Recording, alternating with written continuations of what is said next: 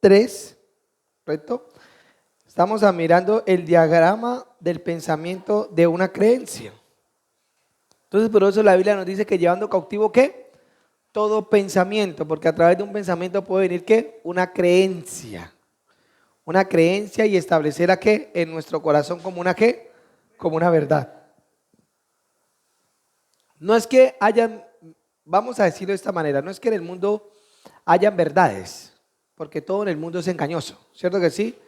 Es en nuestro corazón que nosotros la formamos como una verdad para nosotros, ¿correcto? Como aquel que creyó en los testigos de Jehová, para ellos esa es la única verdad. Y aún llegan a decir que ellos son los 144,000. Es que ellos, un día hablé con una mujer de esas y le dije, venga, pero ¿ustedes cuántos son? No, que a través de los tiempos más o menos, ¿cuánta gente cree que usted se ha vuelto testigo de Jehová? No, que muchas. Yo le dije, más de 144,000. Me dijo, sí. Yo le dije, entonces, ¿el resto qué van a hacer con el resto de gente si ustedes son los 144,000? ¿Cómo van a hacer? Entonces, ¿a dónde van a meter el resto de gente? ¿Sí se da cuenta? O sea, es algo tan sencillo que ellos dicen que son los 144,000. Pero ¿cuántos testigos de Jehová han habido a través de la historia? Si esa secta está como desde 1915. ¿Sí? Entonces los que están ahorita ya no caben ahí. Entonces, ¿para qué son testigos de Jehová? Son testigos de nadie. Entonces, se dan de cuenta que ellos tienen una creencia muy totalmente muy errada. También una vez, porque yo tengo familia que es testigo de Jehová, y una vez mi tío, él sabe que pues, él me critica a mí mucho, que usted es pastor y que esto, y bueno, y ellos son especiales. Entonces, un día yo estaba matando una gallina, y yo la cogí, la despescuecé, la despescuecé, y la coloqué y la colgué, ¿sí? Pues imagínense, yo toda la vida estoy criado en el campo, y él se vino, ay, usted no es que es pastor, la Biblia dice que hay que sacarle la sangre, yo no sé qué, bueno, me empezó y me sacó la Biblia, y yo le dije, bueno tío, pues hagamos una cosa, usted cuando tiene la pechuga en el plato, ¿usted cómo sabe si a esa gallina le sacaron la sangre o no? Y se quedó callado. ¿Cómo sabe? A ver, usted coge y se la come, ¿qué tal que esa gallina le hubiera matado como yo la maté? Entonces usted también está pecando por no saber. Entonces, hay muchas cosas que nosotros debemos ¿de qué? De entender, correctamente de entender. Y ahí la conciencia es donde nosotros nos juega. De acuerdo a lo que nosotros asentemos en nuestra conciencia como una verdad, de esa verdad es de que nosotros vamos a empezar a ¿qué? A caminar y a vivir. O sea que la verdad que nosotros aceptemos, esa verdad se va a convertir en una fuente de vida para nosotros. Sea para bien o sea para mal. ¿Correcto? Entonces ahí es donde todo empieza por un pensamiento. Por eso Pablo dice, llevemos cautivo todo pensamiento ¿qué? A la obediencia de Cristo. Entonces si el pensamiento no se adecua a la obediencia de Cristo, es un engaño y usted lo tiene que llevar ¿qué? Cautivo. Y si no lo lleva cautivo, se establece en usted como una verdad y usted empieza a ser engañado por esa misma verdad que usted aceptó. Lo lleva cautivo, claro. Es que escúcheme bien. El árbol del bien y el mal, ¿correcto? Es un conocimiento que tiene un poder que se apodera de la persona, ¿correcto? No es una persona, es un conocimiento, ¿correcto? Por eso dice que la verdad o la palabra se encarnó, ¿correcto? Esa verdad sí se vino a ser ¿qué? Una persona, que es ¿qué? Jesucristo. Pero el árbol del conocimiento del bien y mal es un conocimiento muerto que no produce ¿qué? Vida. Y un día ese conocimiento también se va a volver carne. ¿Sabe quién se va a convertir? En el anticristo. Y vamos a las dos facetas del árbol. 3 años y medio va a ser el hombre más bueno del mundo y a los otros 3 años y medio va a pelarle cobre. Ahí se va a manifestar el árbol del conocimiento del bien y del mal en el anticristo. Uy, ese cochino parecía. No me acordé. Lo he matado como 300 veces en mi pensamiento. Bueno, sí. Sigamos. Entonces, nuestra única creencia es Jesús. Jesús, aunque es un conocimiento, también se encarnó en un hombre. O sea que esa verdad vino y se metió en nosotros. ¿Correcto? Y se encarnó en nosotros. Y quiero que entendamos esto. ¿Correcto? El pensamiento al establecerse en el corazón se convierte en una creencia que luego se expresa diciéndolo y llevándolo a actuar en ese pensamiento en el cual ha creído. Ningún ser humano nace prostituta, ni alcohólico, ni adúltero, ni fornicario, ni brujo, ni mentiroso. Ningún ser humano. Es más, los seres humanos nacen ni siquiera ni hablar, pero aprenden a hablar. Aprenden a fornicar, empiezan a formar su alma, cada creencia que empiezan a tener en su vida, yo soy esto, yo soy esto, yo soy esto, yo soy esto, yo soy esto, y eso forma ¿qué? Su alma, ¿correcto? Por eso nosotros ahora no tenemos que decir yo soy esto, yo soy esto, yo soy esto. No, ese yo ahora tiene que ser quitado. Ahora Jesús es esto, Jesús es esto, Jesús es esto, Jesús es esto, Jesús es esto. Y a medida que usted está diciendo eso, su mente se está edificando a través de esa verdad. Pero si nosotros no verdaderamente, no, vea, es algo tan tremendo que a veces la gente va con una doble intención a Dios. Con una doble intención. De verdad, hay un versículo que dice, por lo menos en la Biblia, y darás el dinero por lo que deseas. ¿Sí? ¿Sí han mirado ese versículo? Es una promesa. ¿Sí? Que el Dios le habla al pueblo de Israel, que dice, por vino, por sidra, por vacas o por todo lo que tú deseas, darás el dinero. O sea, una ofrenda. ¿Sí? Pero hay otro versículo que dice, piden y no se les darán porque piden para sus propias, ¿qué? Para sus propias concupiscencias. Entonces hay que unir esos dos versículos. O sea, o sea que, venga, pero espere tantico. Aquí dice que das por lo que deseas, pero aquí dice que no se le da porque pide para sus propias concupiscencias. Entonces hay que saber pedir conforme al pensamiento de Dios. Entonces hay que conocer las promesas de Dios para pedir conforme ¿qué? A esas promesas. Una cosa es la voluntad de Dios y otra cosa es el propósito de Dios. No son iguales. La voluntad de Dios es la que está escrita en la palabra para todos los hombres. Pero ahí dentro de la palabra de Dios, ¿cómo es su nombre? Freddy. Ahí en la palabra de Dios no dice Freddy va a ser pastor, ¿o sí? No dice, pero a través de usted conocer la voluntad de Dios, Dios le va a revelar y le va a decir, mijito, usted va a ser un pastor mío. Pero cuando usted empieza a caminar en la voluntad de Dios, ¿qué es la voluntad de Dios? El carácter de Cristo. ¿Qué es la voluntad de Dios? La sanidad. ¿Qué es la voluntad de Dios? Que Él desea que nuestra alma prospere. ¿Qué es la voluntad de Dios? Que Él desea que nosotros usemos las llaves del reino de los cielos. ¿Para qué? Para nosotros descubrir sus tesoros. Esa es la voluntad de Dios. ¿Cuál es la voluntad de Dios? Que pueden pedir sabiduría y se la da abundantemente. ¿Cuál es la voluntad de Dios? Que les pedimos un espíritu de sabiduría y revelación de lo da. Claro que sí. ¿Cuál es la voluntad de Dios? Que nosotros seamos empoderados. ¿Sí? Esa es la voluntad de Dios. ¿Para qué empoderados? ¿Para nuestro propio ego o para manifestar a Cristo? Para manifestar a Cristo. Esa es la voluntad de Dios. Si usted no conoce esa voluntad de Dios, usted no va a poder pedir conforme a Dios. Y si usted no conoce la voluntad de Dios y no la camina, usted tampoco va a conocer su destino como hombre. No, aquí de verdad que hay veces que nosotros maquillamos mucho la palabra y decimos, ay, sí, que yo tengo que hacer la voluntad de Dios. ¿Cuál es la voluntad de Dios? No, la paciencia, esto, lo otro. Todo eso es verdad. Pero dentro de la paciencia, dentro del amor, dentro de los dones, dentro de todo lo que Dios nos entrega a nosotros, hay algo que se llama propósito. Donde usted va a tener un lugar, va a tener personas y va a tener un tiempo aquí en esta tierra.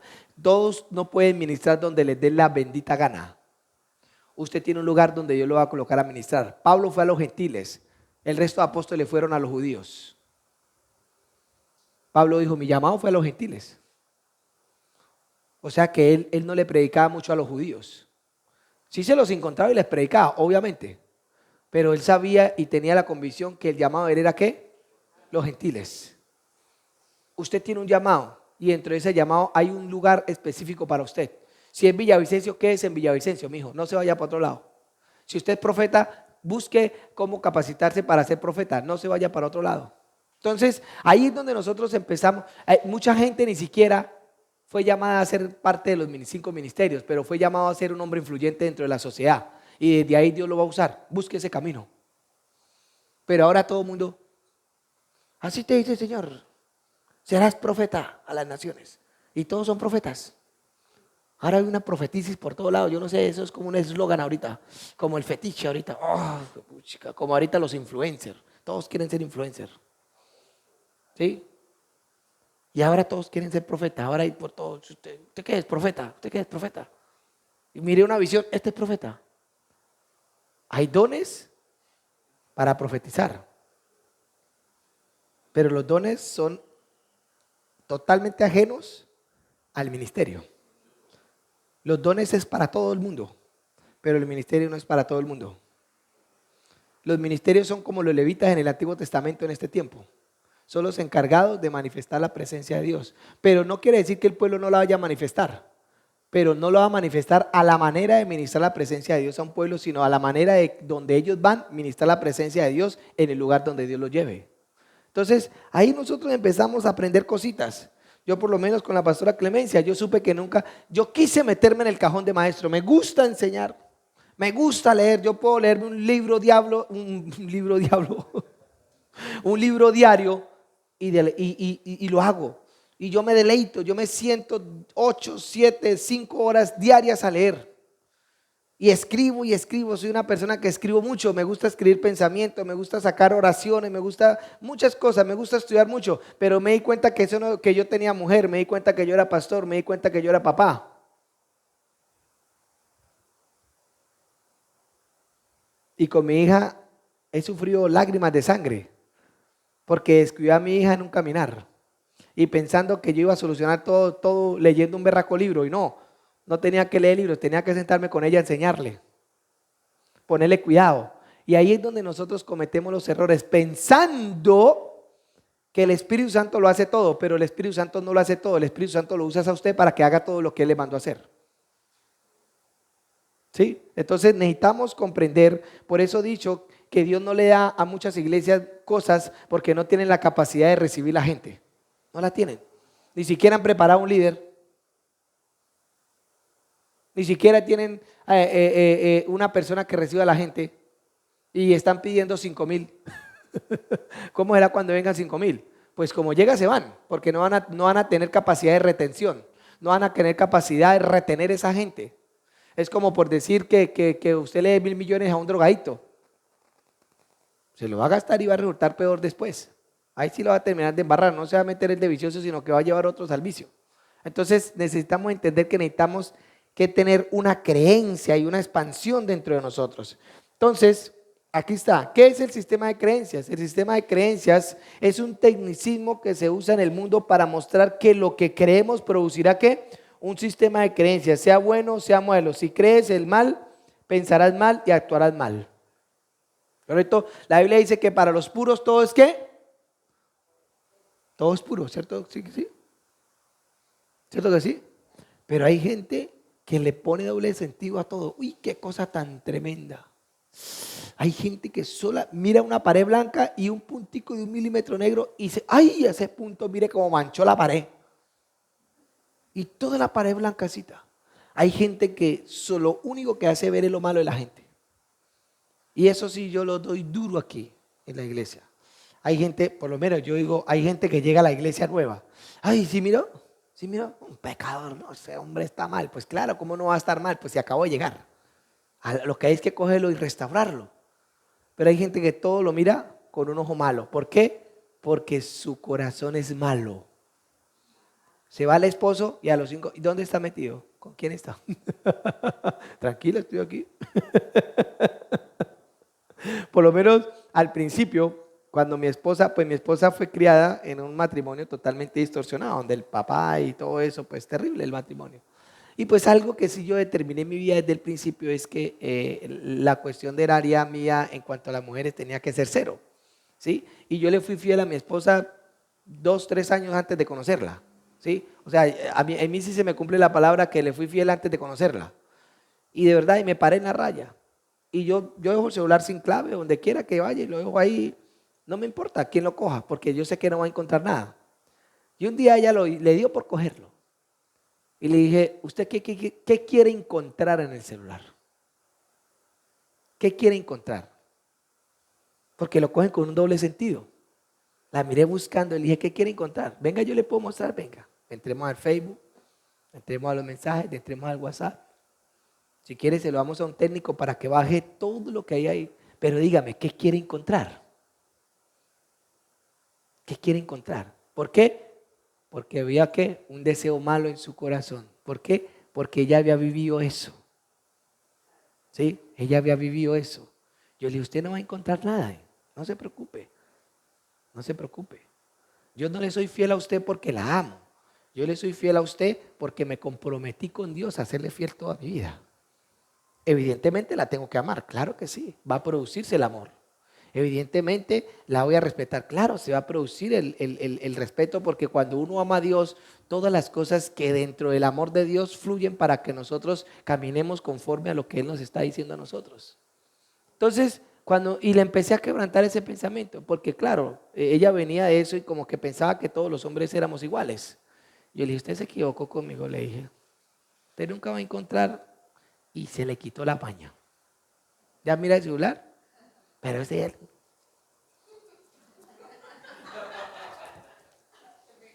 Y yo, ¿qué quiere encontrar? No va a encontrar nada, no se preocupe, siga mirando, si quiere le ayudo. ¿Sí? Entonces, uno genera una confianza en la pareja. ¿Sí? Entonces, pero hay parejas que vienen a veces, y eso que Vanessa fue una nuevecita, porque yo fui su primer novio, el primer esposo, ¿sí? Ella llegó virgen al matrimonio, ¿sí? Pero y las que ya vienen mañoseadas, ¿sí? Y las que ya vienen mañoseadas, ¿cómo van a hacer entonces? Toca empezar primero a quebrantarle eso. Entonces, usted forma ¿qué? Un sistema de creencias en su cabeza. Entonces, todo lo que usted cree, usted empieza a formar un imperio ¿en qué? En su propia cabeza. Y tras de ese imperio en su propia cabeza, usted empieza a formar todo. Si es una casa matriarcal, pues matriarcal se vuelve. Si es una casa patriarcal, pues patriarcal se vuelve. Si es una casa distorsionada, pues distorsionada se vuelve, porque usted todo lo logra dirigir hacia lo que usted cree y lo que usted es. Definitivamente no hay nada que hacer. Entonces vamos a mirar la siguiente diapositiva. Dos tipos de sistema de creencia. La creencia que viene por la mente caída y el sistema de creencias que viene por mi nueva naturaleza en Cristo Jesús. Entonces, ¿de dónde vamos a sacar la creencia de la nueva naturaleza? ¿De dónde? De la palabra de Dios. Todo lo que viene, todo pensamiento que viene de la palabra de Dios, viene de la nueva mente de Cristo. ¿Correcto? Pero todo pensamiento, mire, escúcheme bien, si usted le añade una pizca a la palabra, ¿correcto? Pero es que yo quería hacerlo, pero, ahí ya ese pero no va. Pero es que pero, no, o es blanco o es negro. Si la Biblia dice que el amor tiene la capacidad de perdonar, que el amor tiene la capacidad de esto, que el amor tiene la capacidad de esto, que los dones tienen la capacidad de esto, pero si usted le coloca el pero, ya inmediatamente trastoca usted la verdad. Y usted no puede, el pecado más grande para mí es el pecado que usted justifica, no el pecado que usted hace. El pecado que usted justifica es el pecado que usted muy probablemente nunca vaya a quitar. Pero si usted comete un pecado y no lo justifica, es un pecado que se puede quitar. Pero si usted justifica su pecado, es que no me sale trabajo, es que voy a trabajar, pero no, eso ni siquiera me reciben. Entonces usted no va a poder fluir en algo bueno. Yo he puesto dos personas delante del mundo y le digo, ¿usted qué piensa? Y hay gente que mira en el mundo como algo negativo. ¿Sí? Empiezan a hablar todo lo malo, que la economía está mala, que esto, que lo otro, Pero colocamos la otra persona mirando el mismo escenario y esa persona puede mirar oportunidades. Y esa es la diferencia del que piensa mal y el que piensa ¿qué? Bien. ¿Correcto? Entonces ahí es donde nosotros tenemos que empezar a meter la mente de ¿qué? De Cristo, todo lo que viene de la mente. Por eso le digo, no busque conocer todas las cosas de Dios. Busque conocer lo que usted necesita para solucionar los problemas de la vida suya y los de su casa. Busque. Usted no tiene que ir a ver para qué sirven los 7 caballos del Apocalipsis. Usted no tiene que ir a ver esa vaina. Eso no le tocó a usted. ¿Sí? Usted lo que tiene que ver es cómo quitar esa pornografía, cómo quitar esa división, cómo quitar esa amargura, cómo quitar esa falta de perdón. ¿De qué le va a servir la revelación de los 7 caballos del Apocalipsis con su amargura? ¿De qué le va a servir? ¿Sí? Con falta de perdón. Y hay gente que es que yo soy de los 44,000. ¿Y qué le va a servir esos 44,000 con esa berraca división que tiene en la casa? ¿Sí? ¿O qué le va a servir la revelación del arrebatamiento con la falta de dinero en la casa? ¿De qué le va a servir? Lo que tienes que buscar cómo ser diligente en Dios para que su casa prospere. Entonces usted no va a necesitar, mire, hay gente que lee el libro. Un día me dijo la señora, ay pastor, ¿y usted qué piensa del libro de Enoch? Le dije, me lo he leído como 2 veces. Y me dijo, ¿y qué piensa? ¿Lo leo? Le dije, no, le voy a dar un consejo. Hay 66 libros en la Biblia para que se lo lea todos los días. Le dije, ¿de qué a usted le va a servir leer un libro ajeno de la Biblia? Ah, pero eso es de la Biblia. Le dije, ¿pero de qué le va a servir a usted conocer ángeles?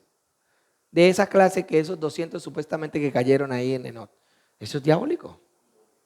Eso es diabólico, ahí lo que enseñan es brujería y nada más. Entonces la gente tiene un fetichismo por querer conocer cosas asombrosas. Pero nosotros necesitamos es conocer cosas para solucionar lo mal que está trabajando nuestra vida. Después de que nuestra vida esté caminando con Dios, pues ahí sí que Dios nos empieza a revelar lo que Él le plazca para que nosotros caminemos. Y es el Espíritu Santo que nos guía a toda verdad. No es nosotros guiándonos a la verdad que nosotros queremos conocer, sino es el Espíritu Santo guiándonos a la verdad que necesitamos nosotros. Hay gente que mira un día mira a TV Joshua, al otro día mira a Benny Hill, al otro día mira a Ricardo Rodríguez, al otro día mira a Juan Carlos Harrigan y todos los que me pueden llegar a pasar por la mente. Y usted los reúne a todos ellos en la mente de ellos y no produce nada. No produce nada.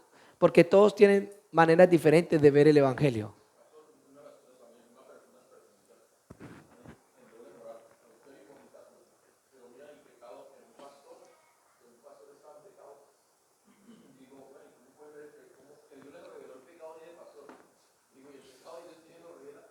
Por eso, entonces, realmente la vida que Dios quiere para nosotros es formar una creencia en nosotros de parte de su palabra para que la vida de nosotros sea suplida y plena en Él. Ahí es donde nosotros tenemos que entrar. Entonces tenemos que examinar, dice la Biblia, que nosotros pongamos un alto y miremos nuestros caminos para empezar a corregirla. Entonces hay 2 tipos de creencias. Una que viene por la creencia del mundo y otra que viene por la creencia de Dios. Correcto, por lo menos hay gente que se enferma y yo le digo a la gente, bueno, si la fe no le alcanza para sanarse, hombre, vaya a un médico. Yo creo que los médicos Dios los constituyó. ¿Por qué? Porque Él sabía que mucha gente no iba a creer y le iba a tocar usar los médicos. No, que es que yo no voy al médico porque la palabra dice sí, pero si no le alcanzó, papito, vaya al médico mientras que su fe se crece. Yo por lo menos cuando me operaron del apéndice y yo, Señor, yo declaro, Señor, y yo creo, y yo allá en ese hospital, allá con esa tripa retorcida, y yo, Señor, y al último dijo, bueno, Señor, como ya no creí para un milagro, usa la mano de los doctores para que todo esto salga bien. Ya estaba allá allá metido en la salón de cirugía y le dije, Señor, usa estos médicos, Señor. Sí, no podemos ser tan religiosos, hermano. No podemos ser tan religiosos. Hay cosas que Dios no nos va a quitar para que nosotros lo estemos buscando constantemente. Él va a dejar debilidad en nosotros para Él poderse glorificar. Hay gente que Dios le da mucha revelación y usted los ve por ahí con un aguijón en la carne. Pero ¿sabe por qué Dios no les quita ese aguijón muchas veces? Para Él glorificarlo y que nosotros no nos jactemos. ¿Seguimos o paramos? Toda nuestra vida hemos vivido en un mundo de una mente caída y hemos ingerido toda clase de creencias, ideologías, filosofías, enseñanzas religiosas, sociales, culturales, mitos, tradiciones, fábulas, etcétera, y han influenciado nuestra vida y comportamiento. Vean, les voy a contar un testimonio. Mi esposa, a pesar de que ella nació en cuna cristiana, la familia por parte de la mamá es muy religiosa, pero tienen cosas terribles. Y un día yo tenía un aguacate en la mano. Ya vivía con mi esposa, tenía un aguacate y lo estaba partiendo. Y Dios me habló en ese momento, me dijo, entrégale la pepa en la mano a su esposa. Yo, ¿una pepa? ¿Qué tiene que ver una pepa de aguacate? Yo dije, Señor, ¿yo a quién estoy escuchando? Pero entrégale la pepa de aguacate a su esposa en la mano. Y yo ya la segunda vez cuando Dios me habla, como que yo digo, bueno, sí, Señor. Yo algo sí aprendí, como que a escuchar la voz de Dios de vez en cuando, por ahí lo escucho y me pongo, aquí estoy, Señor. A veces me pasa lo de Juan a buscar a otro y no es Dios, ¿no? ¿Lo de qué? Lo de Samuel. Y bueno, cogí la pepa y mi esposa estaba ahí lavando los platos y le dije, ay, amor, tome, bóteme esta pepa a la basura. Y mi esposa la cogió, Cuando de repente ¡guau!, la botó y se colocó a llorar. Y yo, ¿qué pasó, amor? Y eso lloraba desenfrenadamente. Ahora todo lo que coja se me va a caer. Yo, ¿cómo así? Yo no lo sabía. Yo le dije, ¿pero cómo así? Digo, no, es que a mí me han dicho que si alguien coge una pepa de aguacate, claro, como la pepa de aguacate es babosa, ¿sí? Que entonces que ahí para adelante todo lo que cogía se le iba a caer.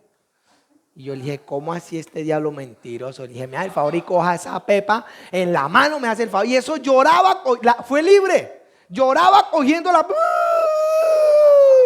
Mi esposa, vean, yo tiraba risas y yo, Dios mío, bendito, ¿cómo puede uno creer estas vainas?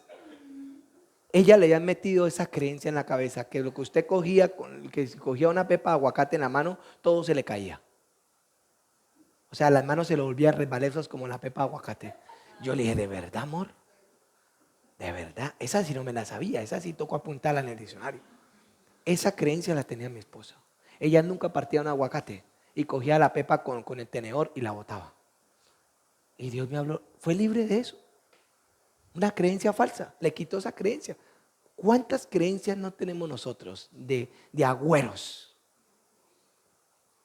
Que los caminamos y los creemos. ¿Sí? Como el agüero de ir a colocarle un pañal a un berraco palo. ¿Sí? El compadre Bototo no miraba por Catama, eso está lleno. Y la gente consagra al compadre Bototo, a los niños. Y la creencia es que cada vez que usted pasa, ¿qué más, compadre Bototo? Usted lo tiene que saludar. Usted lo tiene que saludar. Yo tenía un amigo y yo no creo, o sea, yo no era cristiano y nosotros vivíamos ahí en el Morichal y pues cada nadita subíamos a jugar fútbol aquí arriba y yo lo miraba y bueno, ¿y usted a quién saluda? Yo al compadre Bototo. ¿Cómo así que compadre Bototo? No, sí que el palo. Y me contó la historia del compadre Bototo. Yo le dije, oiga, a un pedazo de palo. Sí, es como también que tiene que, cuando usted va a botar algo, que lo tiene que cortar, que porque si se lo coloca a la otra persona y que bueno, eso un poco de vainas, pero bueno, hay cosas que sí tenemos que tener cuidado, ¿verdad? Pero vamos a seguir. Entonces, compadre Bototo, vamos. ¿Qué es una creencia? ¿Qué es creer? Perdón.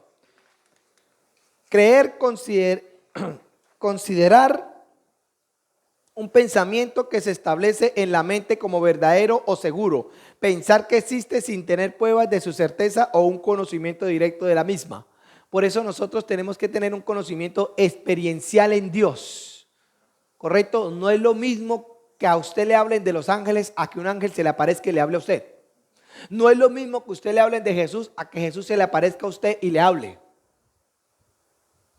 No es lo mismo. No es lo mismo. A mí me predicó fue Jesús. Cuando Jesús se me apareció en el cuarto. Hace ya 11 años. Se me apareció, me habló durante 8 horas. Y yo era escribo en un papel. Y ahí ha salido todo lo que hemos hecho. Ahí me dijo que yo iba a tener un niño que llamaba Gedeón, que yo iba a tener una esposa, y ya veo un niño que se llama Gedeón. Y todo, y cosas como que yo iba a ser pastor, todo eso me lo dijo ese día. Y yo lo escribí, 8 horas. Me llevó a tener la experiencia en el cielo, cuando miré los galardones, que esa clase lo vamos a tener más adelante, de qué es la salvación, qué es los galardones, cuál es el propósito de Dios, por qué la gente no crecía. Y ese es mi llamado, yo siempre lo digo, mi llamado es darle a conocer a la gente que hay un propósito de Dios para cada uno de nosotros. Y que el propósito de Dios es independiente a la salvación. La salvación es sin obras, pero el propósito de Dios tiene que tener obras para que se cumpla. ¿Correcto? Y todos no van a ser la novia del Cordero. Porque la novia del Cordero es la que va a gobernar con Cristo la eternidad. Y hay gente que va a ser pueblo y hay gente que va a ser novia. Porque la novia del Cordero es la que tiene las vestiduras resplandecientes. Y hay gente, y las vestiduras resplandecientes son las obras justas de los santos. Y hay gente que no va a caminar en justicia en la tierra, pero se va a salvar. Dice que hay unos que van a edificar con heno, hojarasca y paja. ¿Sí? Y dice que eso va a ser pasado por el fuego. En 1 Corintios 3:15 dice que va a ser pasada por el fuego. Dice, y que la obra de cada uno será ¿qué? Probada. ¿Y usted qué pasa cuando pasa por el fuego con heno, hojarasca y madera? ¿Qué pasa? Pues se quema, ¿cierto que sí? O sea que ¿qué galardones va a tener? Nada, pero dice que hay otros que edifican con oro, piedras preciosas y plata. ¿Qué pasa cuando el oro, las piedras preciosas y la plata la pasan por el fuego? se refina, ¿cierto que sí? O sea que esas personas van a tener que galardones. Por eso podemos ver la base de la Nueva Jerusalén que está escrita a los 12 apóstoles. Y la base de la Nueva Jerusalén son piedras preciosas. O sea que estos hombres lograron un propósito excelente en Dios y todo ojo va a ver en la eternidad que ellos son el fundamento de la doctrina de Cristo o de la eternidad. Todos lo van a ver, todos. Ahí no está el nombre de Adolfo, ahí está el nombre de los 12 apóstoles. Es más, he creído que el 12º apóstol es Pablo, no fue el que escogieron a la suerte. Porque después de que murió Judas, ¿sí? Dijeron, bueno, pues falló Judas, ahora escojamos uno que creo que escogieron. ¿A quiénes fueron los dos? A Matías y a otro, ¿sí? Y dijeron, echémoslo a la suerte. Y cayó Matías como el 12º apóstol, pero Matías no lo escogió Dios. Matías fue la suerte, el que escogió Dios fue Pablo. Para mí el 12º apóstol fue Pablo. Sí, pero eso es algo que yo creo, no es una doctrina tampoco. Me gusta decir que no es una doctrina porque hay veces que salen unos campeones, bien campeones. Entonces, vamos a mirar Isaías 5:20. Isaías 5:20. Hay de los que llaman al mal bien y al bien mal. Escuche bien. Hay de los que llaman al mal bien y al bien mal. A lo malo le dicen bueno y a lo bueno le dicen malo. Que hacen luz de las tinieblas y de las tinieblas luz. Que reemplazan lo amargo por lo dulce y lo dulce por lo amargo. Tremendo versículo, ¿no? Dice, hay de los sabios en su propia opinión y se ven a sí mismos como inteligentes y astutos, que se ven prudentes en sí mismos pero no lo son. Hay de los campeones bebedores de vino, que son héroes al mezclar bebidas fuertes. Hay de los jueces y políticos que absuelven a los culpables por un soborno y les quitan los derechos a los inocentes. Aquí que se están haciendo pasar como el diablo, como ángel de luz, como algo verdadero pero que es falso. ¿Cómo nació la doctrina de los mormones? Un ángel de luz falso se le apareció a John Smith, ¿sí? Y le dijo que era el ángel mormón y le entregó el libro de los mormones. Ese libro se lo entregó ese ángel y el libro se llamaba Mormón. Y el ángel se llamaba Mormoni. Y ahí nació esa secta de los mormones. Ellos tienen su propio libro. Ese libro fue entregado directamente por las tinieblas a las manos de ese hombre. Y ese hombre era cristiano. Era cristiano. No era impío, él era conocedor. Él estaba ayunando. Él estaba ayunando en el monte. Era cristiano y dijo, me voy a volver más espiritual. Y se fue para el monte a ayunar. Y allá se le apareció ese ángel mormoni. Y le entregó ese libro. Y el cabezón, por no conocer la verdad de Dios, lo aceptó y desplazó la misma palabra por meter la verdad de Dios. ¿Quién fue el que se inventó que el mundo se iba a acabar en el año 2000? Los testigos de Jehová. Ellos fueron. El fundador de los testigos de Jehová dijo que en el año 2000 se iba a acabar el mundo. Y esa creencia funcionó para mucha gente. Hasta yo lo llegué a creer que ese día yo me emborraché, mejor dicho, porque el mundo se iba a acabar. Yo no conocía de Cristo, el mundo iba a acabar, me emborraché. Eso a las 11:30 de la noche yo ya tenía, la tenía completica. Bueno, si me coge borracho. Creencias externas y creencias internas. ¿Correcto? Vienen las creencias externas. Hay dos clases de creencias, las creencias externas y las creencias internas. Las creencias externas son todo lo que vemos. Están ahí, ¿cierto que sí? Y es una verdad para el mundo, pero lo es. Pero están las que nosotros logramos ¿qué? Meter acá. La que la hacemos propia. Por lo menos, ¿es verdad que hay que los testigos de Jehová son falsos? Eso es verdad. Están ahí, ¿cierto? Es una creencia externa a nosotros. Los mormones, ¿están ahí? Claro. Los gnósticos, ¿están ahí? Claro, están ahí. Por lo menos la creencia de los gnósticos. ¿Cuál es la creencia de los gnósticos más fuerte? Sí, que ahí es donde ellos entran a las cámaras. A mí me gusta estudiar todo eso. De verdad que yo hubo un tiempo pero al último yo parezco bobo ponerme a investigar todo eso. Me voy a poner mejor a leer la Biblia. Yo era uno de los que leía más libros de afuera que los de adentro. Y por eso me gustaba todas esas historias. Y la creencia de los gnósticos es que ellos hay un libro en Levítico que habla sobre el semen. sobre el semen, ¿sí? Que el semen es inmundo, ¿sí? Que si se echa por fuera, que esto, habla, ese libro de Levíticos habla cosas fuertes acerca de la sexualidad. Y ellos declararon eso como inmundo y ellos aprenden a doblarse y a tener relaciones sexuales en el espíritu, sin tocarse. Ellos solamente usan la sexualidad solamente para embarazar, no más, no para placer. O sea, digamos, como uno que se acuesta con su esposa porque le dieron ganitas y la Biblia dice que no se nieguen, ¿cierto que sí? Y se acuesta uno con su esposa, pero ellos no hacen eso. Ellos cuando solamente quieren tener un hijo, ellos tienen relaciones sexuales, ¿sí? Pero cuando no, ellos se salen del cuerpo y de ahí se produjo los espíritus de un cubo y su cubo, que vienen y tienen relaciones sexuales con los hombres. Si usted tiene sueños como si se hubiera estado con una mujer y literal amanece como si hubiera tenido relaciones sexuales, de ahí empezó a nacer eso. Espíritus inmundos fueron los que crearon esa creencia. Eso tiene su teoría. Las cosas no nacen porque sí, porque hay alguien que las incitó y ellos tienen relaciones en el espíritu.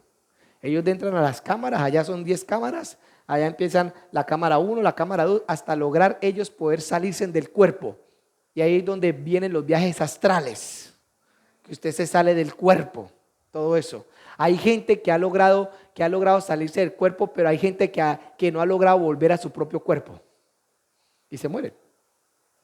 Como por lo menos los monjes tibetanos, que ellos logran hacer esos viajes astrales y aún se quedan en esos viajes astrales. Lograron ver un monje que duró 3 meses en un palo ahí, cuando se dieron de cuenta, no, ya estaba muerto hace rato.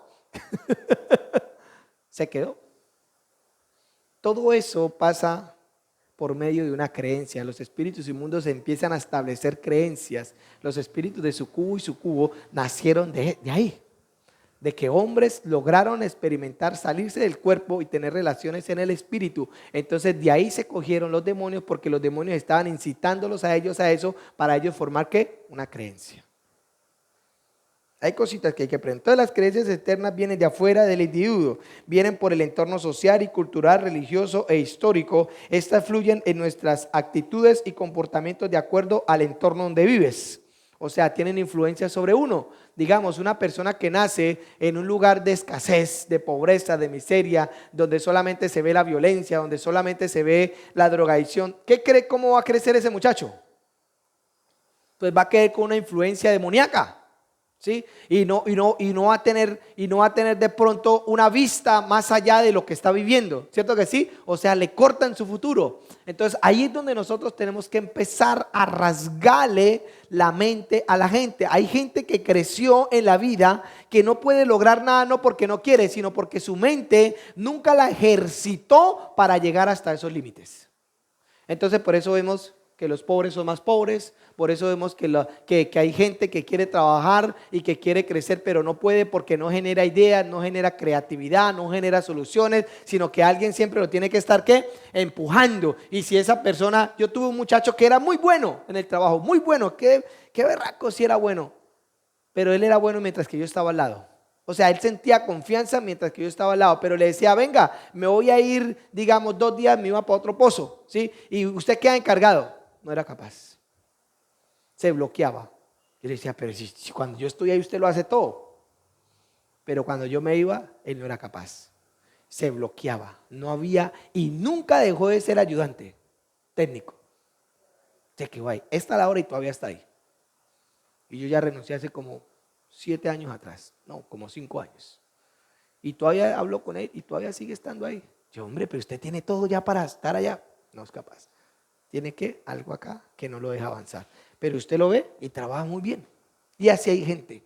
No tiene la capacidad porque le tiene miedo a la responsabilidad, porque le tiene miedo a los riesgos, ¿sí? Siempre van a dar un paso y piensan primero en la pérdida en lugar de lo que pueden ganar, ¿sí? Y eso pasa en el mundo natural y en el mundo espiritual, ¿correcto? Entonces, las creencias internas, cuando provienen de la mente como fruto de su experiencia, ¿correcto? Entonces usted empieza a generar una creencia con su ¿qué? Con su experiencia de vida. No, pero es que a mí me pasó. Pero es que no lo puedo negar porque es que a mí me pasó. San Gregorio me sanó. Eso es verdad. Y empiezan a creer esa creencia. Pero no miran el trasfondo del engaño que hay ahí en todo eso. Por lo menos yo soy uno que yo le doy gracias a Dios. No sé por qué Él me eligió. para parecérseme y predicarme de esa manera como me habló. Y como le dije a alguien un día que me estaba contradiciendo algo que yo estaba diciendo, le dije, hay una diferencia entre usted y yo. A usted alguien vino y le habló de alguien, y ese alguien escuchó de otro alguien que vino y le habló, y de pronto ha sido un teléfono roto hasta cuando llegó a sus oídos. La diferencia entre usted y yo es que a mí alguien no me habló, a mí vino el mismo Señor, se sentó conmigo y me habló. Yo eso no lo puedo refutar, pero sí lo puedo constatar con la palabra de Dios. Que usted no quiera creer es problema suyo, le dije. Ahora, tampoco en lo que el Señor me enseñó, Él fue claro conmigo. La revelación no hace parte de la doctrina. La revelación del ministerio no hace parte de la doctrina. Por lo menos yo soy profético y a mí me gustan las cosas proféticas, pero eso no es la doctrina de Cristo, ese es el llamado mío. La doctrina de Cristo es la base para todos los ministerios. Esto que les estoy diciendo es doctrina de Cristo. Esto no es una revelación profética, esto no es nada, esto es doctrina. Que esto sirve para todos los ministerios. Pero cuando yo empiezo a hacer actos proféticos, cuando yo empiezo a moverme en lo profético, yo lo primero que digo, esto no es una doctrina y esto no es un fetiche para que usted lo esté haciendo. Esto es algo que Dios me reveló a mí y solamente yo edifico encima de la doctrina de Cristo, porque dice que el fundamento ya está puesto, pero el que edifica tenga cuidado como que como edifique, o sea que lo que usted edifica es su ministerio, pero que tiene que estar bajo ¿qué? Los principios de la doctrina de Cristo. Si no están, yo me di cuenta que yo no era maestro, que mi legado era lo profético. Entonces yo dije, yo no me puedo colocar armadura de la pastora Clemencia. Ella me está dando a mí la doctrina, no me está dando a mí el crecimiento. El crecimiento de lo que nosotros tenemos como llamado cada uno. Entonces tenemos que empezar a ¿qué? A derribar cosas en nuestra mente. Sigamos. La aceptación de algo como verdadero, cierto, dice la mente en mi nuevo corazón se encuentra en la verdad absoluta. Acuérdense que hay verdades relativas, hay verdades que varían, ¿sí? Hay verdades que no están sujetas a algo sólido, ¿sí? Como la verdad de que Colombia en este momento está mal, pero eso es una verdad relativa que en cualquier momento puede ¿qué? Cambiar. Cuando caiga, ¡tim!, le mochen la cabeza y pongamos a otro. Ustedes se dan de cuenta cómo yo amo a ese hombre, ¿cierto? Yo digo, Señor, hay cosas de cosas, Señor. Hay cosas que es mejor quitarlo con todo el demonio que cambiarlo. Ya está la grieta tan grande que a veces es mejor acabar matrimonios y no tratar de reconstruirlos. Porque la grieta ya, el abismo es tan grande que ya no se puede recuperar. Hay relaciones que es mejor acabarlas que no se sigan matando. Aquella me llegó alguien y hubo un problema serio ahí entre la pareja, hubo infidelidad, hubo de todo. Y le dije al hombre, ¿usted qué está dispuesto a hacer? Me dijo, no, pastor, yo estoy dispuesto a todo. Y bueno, ¿cuántas veces la ha embarrado? Empezó a contarme. Yo le dije, macho, que está duro la vaina. ¿Sabe cómo está el corazón de su esposa? Dijo, sí. Y me fui para de la esposa y le pregunté, ¿ya están separados? Y le dije, venga, mujer, ¿usted qué está dispuesta a hacer para arreglar este matrimonio? ¿Qué está dispuesto a dar? Dijo, no, pastor, nada. Nada. Yo le dije, nada, ni que Dios venga. Le dije, no, es mejor que deje así. Entonces yo le dije al hombre, no hay nada que hacer. Porque la restauración de una pareja es de dos, no es de uno. Doble rodilla hasta que el Señor la convence y venga usted. Y mientras eso, espérela. Y si no, pues, no hay nada que hacer. Hay cosas que ya están. Esta mente no podía ser reconstruida. No podía ser arreglada. Ya había un abismo entre Dios y esta mente. Muy grande. Tan grande que no tenía arreglo. Esta mente no fue arreglada. Esta mente fue quitada. Ya había algo tan dañado que ya no había posibilidades de rescatarlo. Ya había que quitarlo. Y así hay cosas en la vida que ya no tienen arreglo. Es mejor quitarlo. Entonces hay gente que es tan necia en el evangelio que el Señor dice, mejor me lo llevo antes de que termine por ahí embarrándola más. Es mejor llevármelo y salvarlo que no dejarlo y se pierda.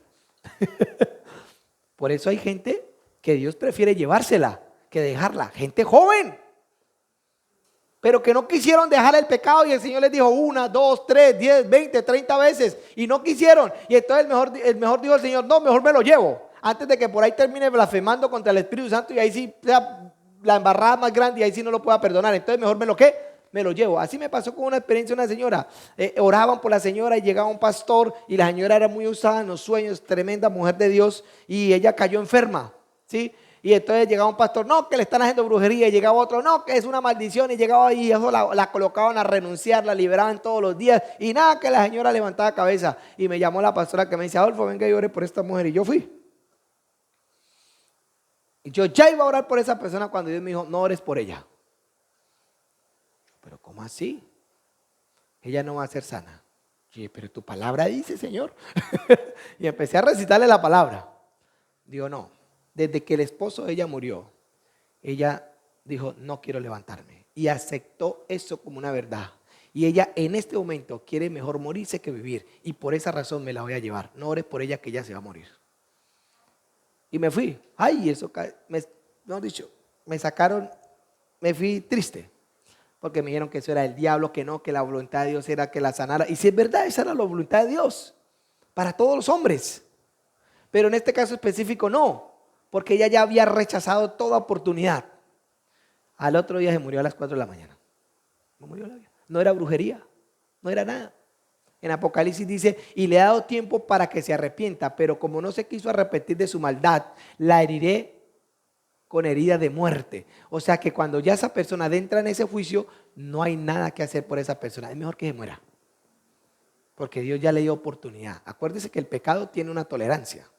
Y Él dice, y le he dado tiempo para que se arrepienta de su pecado. Pero como no se ha querido arrepentir, la heriré con herida de muerte. Y ¿sabe qué? Ese juicio no viene de parte del diablo. Ese juicio viene de parte de Dios y no hay nada que hacer. Es mejor que lo lleve. Entonces hay cositas que pasan. La aceptación de algo como verdadero, cierto, acerca de la verdad absoluta es creer en la Biblia. Disponer de fe hacia Dios, depositar la confianza en Jesús como mi Salvador, mi Sanador, mi Redentor, mi Señor y mi todo. ¿Correcto?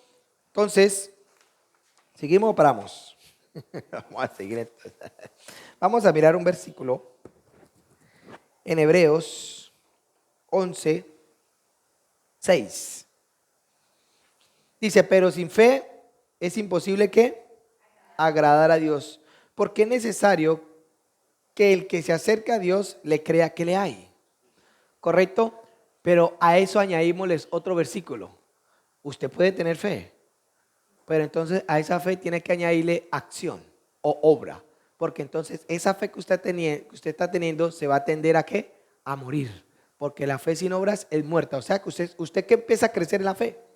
Usted empieza a crecer en la fe, usted empieza a tener fe. Uy, Señor, si yo creo, pero no hace nada. Se quedó solamente en la oración y no ejecutó la fe. Entonces, ¿qué va a pasar con esa fe que empezó en usted? Se va a empezar a ¿qué? A morir, hasta que llega un momento que ¿qué? Que se muere la fe en lo que usted está creyendo, no en la salvación. Escúcheme bien, la salvación no tiene nada que ver acá, ¿sí? Estamos hablando de las obras. Entonces, ¿qué pasa? Se murió la fe. ¿Qué empezó a pasar en la vida de la persona? Frustración, desánimo, porque no pasa nada, ¿sí? Pero resulta y pasa que usted, como no accionó esa fe en las obras, digamos, usted creyó que iba a tener una iglesia grande. ¿Qué es lo más lógico que tiene que hacer? Pues empezar usted a trabajar, empezar a preparar evangelistas, empezar a salir, empezar a predicar, que Dios lo use, que Dios lo respalde, ¿sí? Para que la iglesia empiece a crecer, a retener el fruto, ¿sí? Empezar todo eso. Pero si usted solamente se quedó en la oración, Señor, trae el avivamiento, Señor, esto, pero nunca ejecutó nada de lo que usted estaba creyendo, ¿qué va a pasar con el tal avivamiento que usted está pidiendo? No va a pasar nada. Es como decir, prospérame, Señor, pero usted levantándose a las 10 de la mañana. ¿Qué va a pasar con esa oración? Nada, no va a llegar ni al techo. Es como por decir que dice que una familia dividida no prospera. Entonces, si usted está dividido con su esposa, así le pide a usted llorándole a Dios que lo prospere, no va a prosperar, porque hay un versículo que dice que una familia dividida entre sí no prospera. Entonces, ¿qué es lo que usted tiene que hacer? Para accionar la prosperidad, primero tiene que buscar la unidad con su esposa. Ah, Señor, pero es que yo estoy trabajando, Señor, pero es que esto, Señor, pero nada se me da. Resulta y pasa que usted aquí tiene abierta una puerta al mundo espiritual de las tinieblas, que dice que una familia de vida entre sí no prospera. Entonces la división abre una puerta espiritual a las tinieblas de miseria. Porque dice no prospera, entonces se abre una puerta de miseria hacia su vida. Entonces usted aquí está trabajando duro, trabajando, y allá la puerta de miseria entrando por su vida. Entonces todo lo que usted haga aquí en prosperidad, la puerta de miseria se lo está ¿qué? Comiendo. Señor, pero no pasa nada. Está abierta la puerta. Hay que cerrarla. Hay que sacar el demonio, cerrar esa maldita puerta, destruirla. ¿Cómo? Con una acción. Únase con su esposa. Nada que hacer. Únase. Nada que hacer. Y esa unidad le va a abrir una puerta a la prosperidad. Entonces todo lo que usted empieza a hacer empieza a prosperar. Empieza a hallar gracia. Wow, Señor, empezó a diezmar y el diezmo empezó a hacer el efecto. Porque es que todo lo que usted estaba metiendo acá, se lo estaba comiendo. O sea que ahí le cae el cuento. Lo que usted está haciendo con la derecha, lo está borrando con la izquierda. Está bueno esto. No, mire que el evangelio no es tan difícil. Es simplemente empezar a buscar el quiebre. Yo le he puesto a sentar. Mire, la vez pasada yo me crié en una cultura, en el llano adentro. Yo era de los que caminaba el chimú en la boca, descalzo. Y antes de empezar a trabajar en mi profesión, yo era de los que, de las vacas para el piso, hijo de madre, y de mochar bolas de capar. Y yo era de esos. Y era un cerrero, digámoslo así. Las mujeres para nosotros los hombres allá solamente servían para cocinar y criar hijos, no más. Yo me crié con eso. Yo no sabía qué era llevarle un arroz a una mujer. ¿Para qué eso? Eso es de mujeres, soy un macho. Lo mío es de montar a caballo y durar días montados en el caballo y arriar vacas y pelear con las vacas. Y esas manos llenas de callos y así gruesas. Y empecé a pelear con eso. Y un día dije, no, eso está mal. Eso es una cultura machista. Aunque nunca me atreví nunca a pegarle a una mujer. Si soy de los hombres que creo que un hombre que le pega a una mujer es un cobarde. ¿Sí? Me levanté con ese machismo en cuanto a no ser cariñoso, sino ser tosco, ser brusco. Y un día el Señor me habló a través de alguien. Y yo le estaba hablando, no, que mi esposa, que esto. Y me dijo, ¿usted cómo es con su esposa? Mire que ni siquiera oró esta mujer sabia que me sentó en Bogotá, a donde el apóstol Franklin, una profeta allá. Y yo, no, pues, dijo, no, usted está mal con su esposa. Y yo dije, voy a planear algo. Le voy a regalar un ramo de flores. Nunca le había regalado un ramo de flores. Pero usted no sabe cuántos demonios se me vinieron encima cuando yo iba a hacer esa acción. No, eso fue algo terrible. Y mi esposa tuvo un sueño. Que ella me miró flaquito en un sueño. Imagínese, flaquito, que yo estaba totalmente desnutrido. Y que ella me abrazaba y Dios le decía, fortalézquelo en esta área. Él necesita expresar amor. O sea, yo en esa área yo estaba raquítico porque nunca la había ejercitado, nunca la había alimentado. Y mi esposa me dice ese sueño al otro día y yo dije, no. Entonces yo que hice, no, lo voy a prolongar más grande para quebrantar eso en mí. Lo voy a hacer delante de toda la iglesia. Y mandé a traer un ramo de flores como de 200,000 pesos ese día a la iglesia. Y le dije, el día que le dije al que me trajo, llegue y me pueda a las 10:30 cuando termine la alabanza. Y yo salgo, y yo lo hice acá. No fue hace mucho, fue hace poco. Y yo todo el tiempo venía con eso. Yo casi no puedo hablar. Se me quebrajó la garganta. El diablo me dijo, usted es un cursi, usted es un boleta, eso no es de hombres. Y eso el diablo se me levantó y dije, no, pero yo tengo que hacerlo. Porque esto me está dañando el matrimonio, porque esto me está enseñando a que mi esposa no conozca ese lado tierno del hombre, y el hombre también tiene que ser tierno. Y mi esposa en esa área, porque ella me dijo un día, pero es que usted nunca me regala nada. Y ese día yo me quedé que metió en la cabeza. Porque yo creí que solamente eso era llevar mercado y no más. Y ya siendo pastor, y yo pensando que para ir sacándola a comer, y ya vamos a comer, y ya rápido vámonos, y vámonos para la casa. Y eso no era así. Y ese día yo no pude dormir esa noche. Eso tuve ataques espirituales, esos diablos que me levantó, eso fue una vaina terrible, terrible. Eso fue lo más diabólico que me ha pasado a mí en la vida. Ese maldito demonio que llevaba toda la vida conmigo metiéndome en la cabeza que eso estaba mal. Pero todo porque yo fui levantado en esa cultura de fuerza, de brusco, yo odiaba a los homosexuales. ¿Cómo se le ocurre si usted es un macho? Sí, yo no pasaba esa clase de gente para mí estaba debajo del -0 por 0. ¿Por qué? Por la cultura que yo tenía dentro de mí. Entonces, aquí en Dios, ¿correcto? Dice la palabra que la mujer hay que tratarla, en esta creencia mía, dice que hay que tratarla como ¿qué? Como vaso frágil, ¿cierto que sí? O sea que con cuidado. Y el tosco no es capaz de hacer eso. No es capaz. Maltrata. Usted piensa que está cogiendo, yo a veces cogía a mi mujer ay, pero no me haga duro. Yo, ¿pero duro qué? Porque uno está enseñado a hacerle duro a las vacas. Claro, eso usted la coge y las voltea. Y las vacas son fuertes. Y claro, yo pensaba que le estaba haciendo pasito y a veces yo la moreteaba. Y mi esposa es así más blanca que ella y eso es toda delicadita que mejor parece un peluchito, uno la coge y le sale un morado. Y esa creencia yo la vine a quebrantar no hace como un año, ¿cierto? No hace como un año. Y yo pensaba que hablar duro era de autoridad. No era eso. Y el Señor me ha venido enseñando cositas. Todavía siguen habiendo cositas ahí. Uno no va a parar de crecer hasta el último día de la vida de uno. Entonces necesitamos empezar a conocer qué es lo que nos hace daño en la vida. ¿Sí?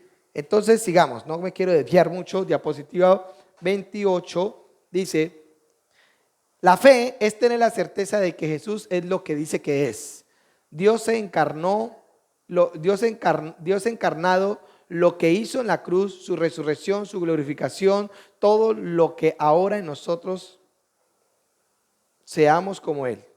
Eso está mal escrito ahí, lo escribí mal. Todo para que ahora nosotros seamos como Él. Entonces Jesucristo se hizo como nosotros para que ahora nosotros seamos como ¿qué? Como Él. ¿Correcto? Por eso Él tuvo que venir a dar el gran ejemplo de vida para que nosotros camináramos en ese poder de fe. Esa es la creencia que nosotros necesitamos ser. Él fue nuestra imagen ¿qué? Perfecta. Por eso Él se encarnó, porque invisiblemente no lo podíamos ver. Entonces necesitamos ver algo ¿qué? Visible para nosotros tener ¿qué? Una idea. Porque dice que Él no escatimó ¿qué? En quitar toda su divinidad para no aferrarse ¿qué? A algo. Entonces, para mostrarnos a nosotros, Él también necesitó la unción del Espíritu Santo. Él necesitó obediencia. Dice que por medio de los sacrificios Él aprendió obediencia. O sea que Jesús como hombre tuvo que aprender todo lo que un hombre tiene que aprender. Dice que Él iba creciendo en sabiduría. Él no nació aprendiendo de una vez hablando. Oh, sí, no. Él tuvo que aprender a hablar. Él tuvo que aprender a caminar. Él tuvo que aprender a ser obediente. ¿Sí? Pero sin nunca olvidar el norte de lo que Dios era en Él. ¿Cuál era el propósito de Él? Morir en la cruz de Calvario. El propósito de Él no era manifestar milagros. El propósito de Él no era ser ungido. El propósito de Él no era caminar en el poder sobrenatural de Dios. El propósito de Él era morir y resucitar. Porque si Él no hubiera muerto y no hubiera resucitado, de nada hubiera servido todos los milagros. Es más, la gente que estuvo en el ministerio con Él nunca nació de nuevo. Todos estaban perdidos en sus delitos y pecados. Ninguno se salvó en el ministerio de Jesús. Ninguna persona se salvó porque Él no había muerto.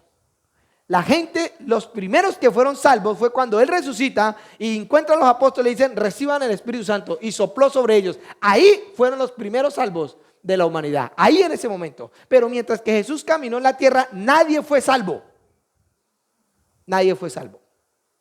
Ni los 5,000 que comieron, ni los apóstoles, ni nada. Podemos ver a un Pedro que lo negó el día de la muerte de Él.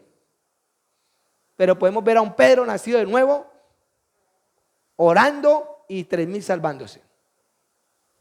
Nadie nació de nuevo en el ministerio de Jesucristo. Jesucristo no salvó a nadie mientras que estuvo vivo. Pero cuando resucitó, salvó a todos. Quiero que entendamos eso. Jesucristo en su vida terrenal no salvó a nadie. Él vino a salvar a la gente, fue cuando resucitó. Dice que Él llevó cautiva la cautividad.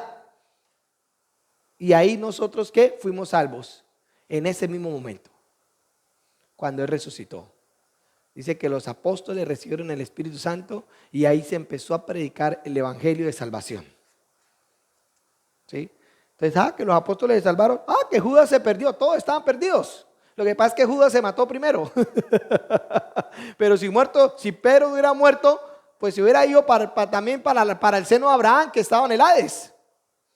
Y tenía que esperar hasta que Jesús muriera para que ellos fueran sacados del Hades. Porque ellos estaban en el Hades, estaban en un lugar de tormento. Lo que pasa es que en el lugar de tormento hubo un lugar especial que Dios destinó, que se llamó el seno de Abraham, para esperar a todos, que todos los que murieran creyendo en la fe de Cristo esperaran la venida del Señor. Ahí ellos estaban en el seno de Abraham. Por eso vemos que cuando muere el rico y muere Lázaro, dice que el rico mira a Lázaro así desde lejos y mira a Lázaro en el seno de Abraham. O sea, estaban en el mismo lugar. Lo que pasa es que había un abismo que los dividía, pero estaban en el mismo lugar de muerte. Ahora el seno de Abraham ya no existe, porque él llevó a todos los que estaban ahí y se llevó a toda la gente. ¿Para dónde? Para el cielo. ¿Por qué? Porque ellos no podían traspasar. ¿Por qué? Porque había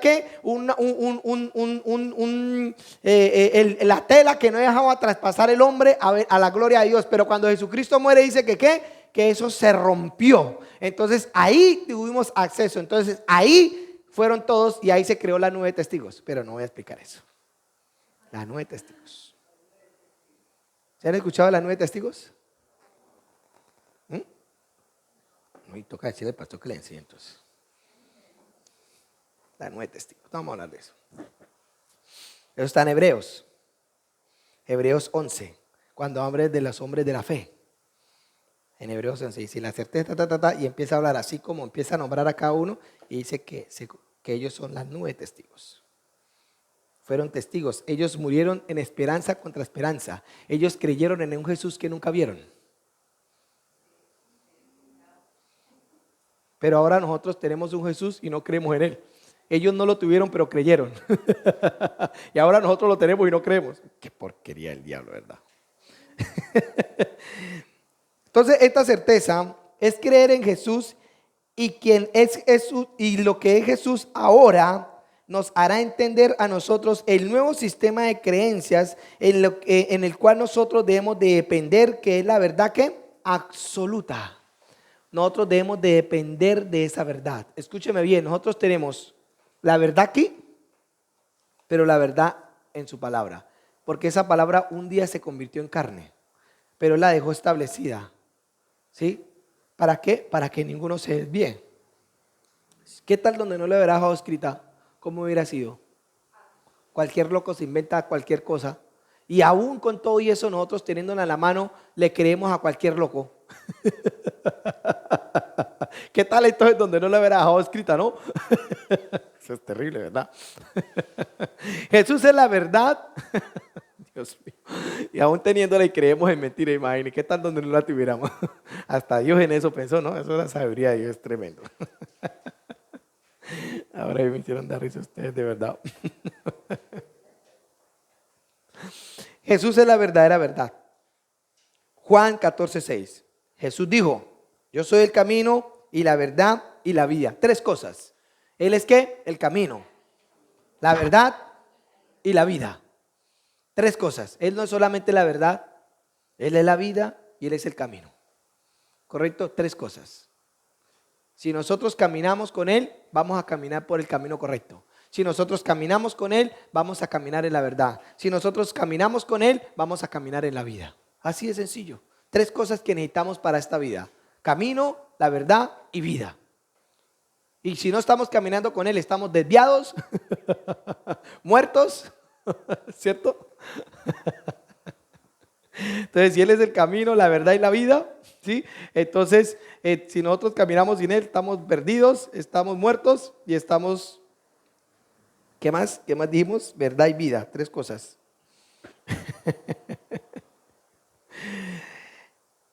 La verdad no es algo abstracto, sino es una persona y está en la persona de Jesús. Sabemos que al principio, cuando todo esto empezó, sabíamos que estaba una verdad establecida, pero no la mirábamos. ¿Correcto? Pero después de que Jesús vino, ¿la qué? La vimos. En el Antiguo Testamento la escucharon, la profetizaron, pero nunca ¿qué? La vieron. Pero nosotros ahorita la vemos, la escuchamos, la sentimos, la percibimos y aún con todo y eso muchas veces nos desviamos.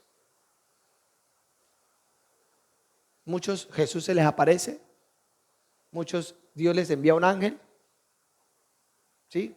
Entonces, ahora, yo he creído, siempre le pregunté al Señor, bueno Señor, ¿usted por qué se me apareció? Y siempre he creído que de acuerdo al propósito y el llamado de la persona, así Dios obra en la persona. Si la persona va a tener un ministerio donde va a mover el mundo espiritual, donde necesita caminar en cosas diferentes a otros hombres, por lo menos hay empresarios que qué necesidad tiene que se les aparezca aprender lo profético y aprender a cómo echar fuera demonios. No, ellos lo que necesitan es el don de fe y gracia para empezar a emprender a hacer los negocios. Y Dios les va a enseñar esos principios poderosos para que ellos prosperen. ¿Sí? Pero de repente al profeta sí Dios le tiene que revelar los misterios espirituales porque él ve, él discierne y fuera de eso tiene un ministerio de intercesión donde tiene que echar fuera demonios porque los profetas son los que como que van adelante rompiendo, ¿sí? Desvelando las tinieblas porque tienen la capacidad de ver el mundo espiritual, de percibir el mundo espiritual, ¿correcto? Y tienen la capacidad de ver el futuro y plasmarlo aquí en el presente. Eso tiene un profeta, tiene la capacidad de eso, ¿sí? Puede traer los diseños de Dios y hablarlos. Hay gente que no tiene eso, hay gente que simplemente escucha y cree más que el mismo que lo está mirando. La vez pasada vino un muchacho y leí una palabra profética. El muchacho nunca más volvió. Y después me llamó, me dijo, pastor, quiero agradecerle, pastor, quiero hacer algo por usted. Esa palabra que usted me dijo, pastor, la estoy viviendo y ahora estoy aquí en Barranquilla y tengo una empresa así, así, así, así. Y le dije, ¿qué talito donde este hombre se congregara? Entonces solamente escuchó esa palabra y se fue creyéndola. Y los que están aquí que mantienen escuchando palabra no creen. ¿Es verdad? El man creyó esa palabra y se fue. Y me llamó como a los 6 meses, me dijo, él llevaba 5 años en una empresa. Y él sabía mucho trabajar lo que estaba haciendo. Y ese patrón no lo quería ascender, no lo quería subir. Yo le dije ese día de parte del Señor, renuncie y monte su propia empresa que el Señor lo va a respaldar. Y ese tipo dice, él me cuenta que él salió de aquí de la iglesia, el otro día fue y renunció. Y creyó tanto en esa palabra que 6 meses después el Señor ya le había dado una empresa en sus manos. 6 meses. Creyó. ¿Quién sabe qué hizo? Eso sí no me contó, pero yo dije, hijo de machica. Ni los que están aquí que llevan escuchándome como 5 años que no han creído todo lo que les he dicho a veces. Entonces, vamos a mirar el versículo Juan. Bueno, ya lo miramos, Juan 14:6. ¿Sí? Entonces decimos que ahora la verdad no la escuchamos, sino que la percibimos porque se manifestó ¿qué? En una persona, ¿correcto? Esa persona se llama ¿qué? Jesucristo, ¿correcto? Entonces sigamos. La verdad es calidad de cierto, conformidad de lo que se dice con la realidad. Una realidad verdadera es opuesta a lo ilusorio, irreal o inexistente. Por lo menos, vamos a colocar un ejemplo. Vuelvo y le digo, no es lo mismo usted conocer la teoría de los ángeles a que un ángel a usted se le aparezca. No es lo mismo que usted hable de algo que nunca ha experimentado. Por eso uno genera autoridad en lo que uno hace. No es lo mismo que a usted un indigente venga y le hable de prosperidad a que un empresario venga y le hable de prosperidad. ¿A quién le creería a usted? Aunque hablen las mismas palabras, ¿a quién le creería? ¿De quién va a salir más autoridad? ¿Del mendigo o del empresario? ¿Quién va a tener palabras más de impacto? El empresario. El mendigo solamente va a balbucear un conocimiento muerto en él. Pero cuando el conocimiento es vivo y experiencial en la vida de uno habla con esa convicción y la gente queda atrapada en esa convicción. Pero hay gente que solamente enseña algo que ni siquiera vive. ¿Sí? Es un conocimiento muerto porque no está vivo en ellos. Cuando el conocimiento se hace vivo en nosotros, es cuando ese conocimiento empieza a generar una experiencia de vida en nosotros. Por lo menos yo, cuando el Señor se me aparece, yo en ese mismo instante nunca más volví a decir grosería, nunca más volví a fumar, nunca más volví a tomar, nunca más volví a acostarme con una mujer, nunca más volví atrás.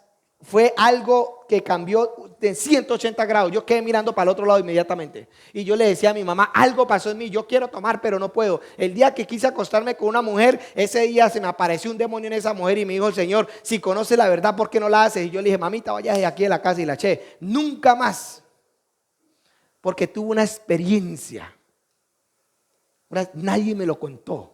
Yo lo viví. Cuando un ángel, cuando estaba ahí pintando la pared, estaba pintando la pared y ya terminé como a las 6 de la tarde, ni siquiera estaba orando. Uno piensa que es que en la oración es donde usted va a tener la experiencia y no, es mentira. Y yo estaba y me fui a bañar y cuando salí de mi pieza, estaba hasta solo en la casa, yo dije, aquí hay alguien. Y empecé a mirar cuando vi un ángel, un hombre vestido de blanco. Y yo me fui a bañar, pero entonces me fui pensando, no me habló nada, me fui para el baño, me bañé, salí del baño. Cuando volví, estaba otra vez ahí y me acordé y dije, voy a sacar la Biblia. Y saqué la Biblia, le dije, ángel, si usted viene de parte de Dios, voy a sacar la Biblia y cualquier cosa que usted me diga, tiene que estar aquí en la Biblia, más o menos ponerse de acuerdo, porque si no está de acuerdo, lo voy a echar de aquí de la casa. En el nombre de Jesús.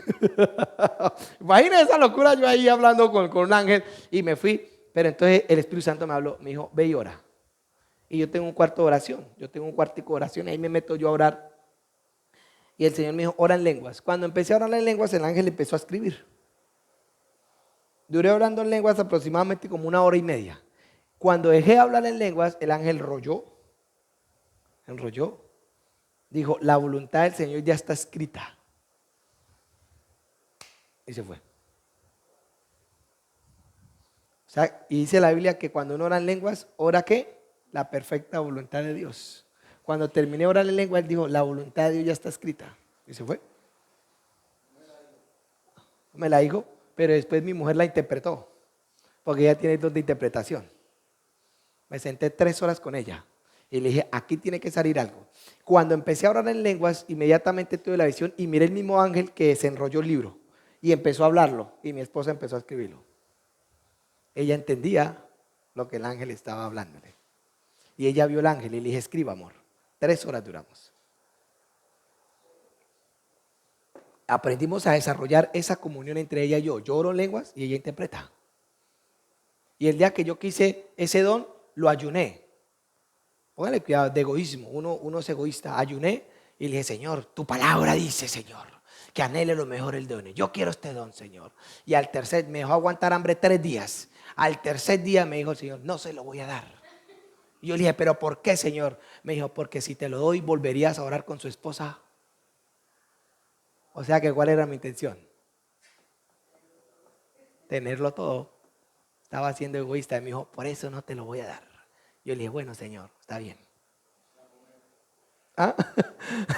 Y a comer, de una vez salí a comer. Pues claro, aguanté hambre 3 días. No estaba ayunando, estaba en mi propio ego, en mi propia egolatría. Estaba ayunando el diablo. Yo estaba aguantando hambre. Entonces, una realidad verdadera, la verdad absoluta es una verdad, es una realidad verdadera, es opuesta a lo ilusorio, a lo irreal y a lo inexistente. Por lo menos cuando alguien cree que seremos bendecidos con toda bendición, escúcheme bien, esa palabra va añadida a la diligencia y al esfuerzo.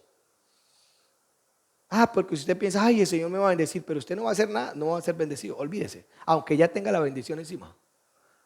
Porque la Biblia dice que Él nos da el poder de hacer las riquezas. O sea, Él nos da el poder. Nosotros tenemos que ejecutar ese poder. Y dice que todo esfuerzo tiene su recompensa. O sea que nos tenemos que esforzar. Dice que en las manos de diligentes hay prosperidad y riquezas. O sea que tenemos que ser diligentes. O sea que a ese hemos sido bendecidos con toda bendición espiritual. Para que eso se manifieste en lo natural tenemos que ser diligentes, esforzados, creativos. Si eso no está, esa verdad espiritual no va a traspasar a lo natural, porque en lo natural usted se tiene que mover.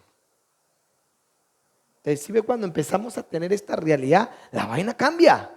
Ay, que sí, que venga, haga un pacto que el Señor te va a bendecir. Claro que puede ser, pero si usted no hace nada, ese pacto, vea, nada y cucas, como dice la pastora Clemencia. Entonces, diga, la verdad tiene que ser experiencial en nuestra vida. Y siga diciendo, cuando esa verdad la experimentamos, tomamos la autoridad de esa verdad. ¿Correcto? Sigamos rápidamente.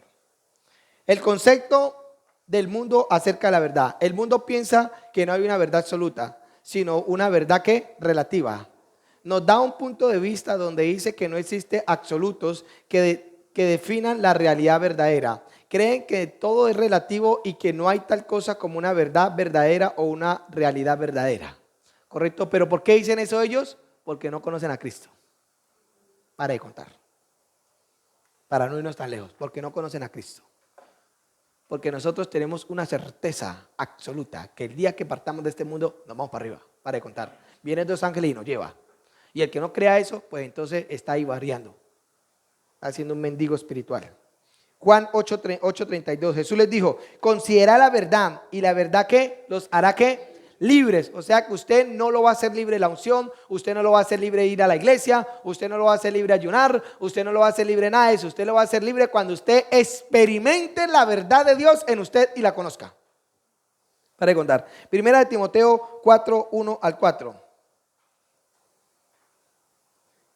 Dice, te encarezco que prediques la palabra, que instes a tiempo y fuera de tiempo, que reargulla, reprenda, exhorta con toda paciencia y doctrina, porque vendrán tiempos donde sufrirán la sana doctrina, sino que teniendo comezón de oír, se amontonarán maestros conformes a sus propias concupiscencias. O sea que el Señor nos insta a nosotros y dice, oiga, hay que conocer la verdad, porque van a venir tiempos, van a venir pastores disfrazados de ¿qué? De ovejas, pero ¿qué? Conforme a ¿qué? A sus propias concupiscencias. Hay gente que solamente va a iglesias solamente para querer escuchar lo que ellos ¿qué? Quieren escuchar, no lo que los transforma. Y nosotros tenemos que escuchar lo que nos transforma, no lo que nos conviene, porque lo que nos conviene muchas veces nos destruye.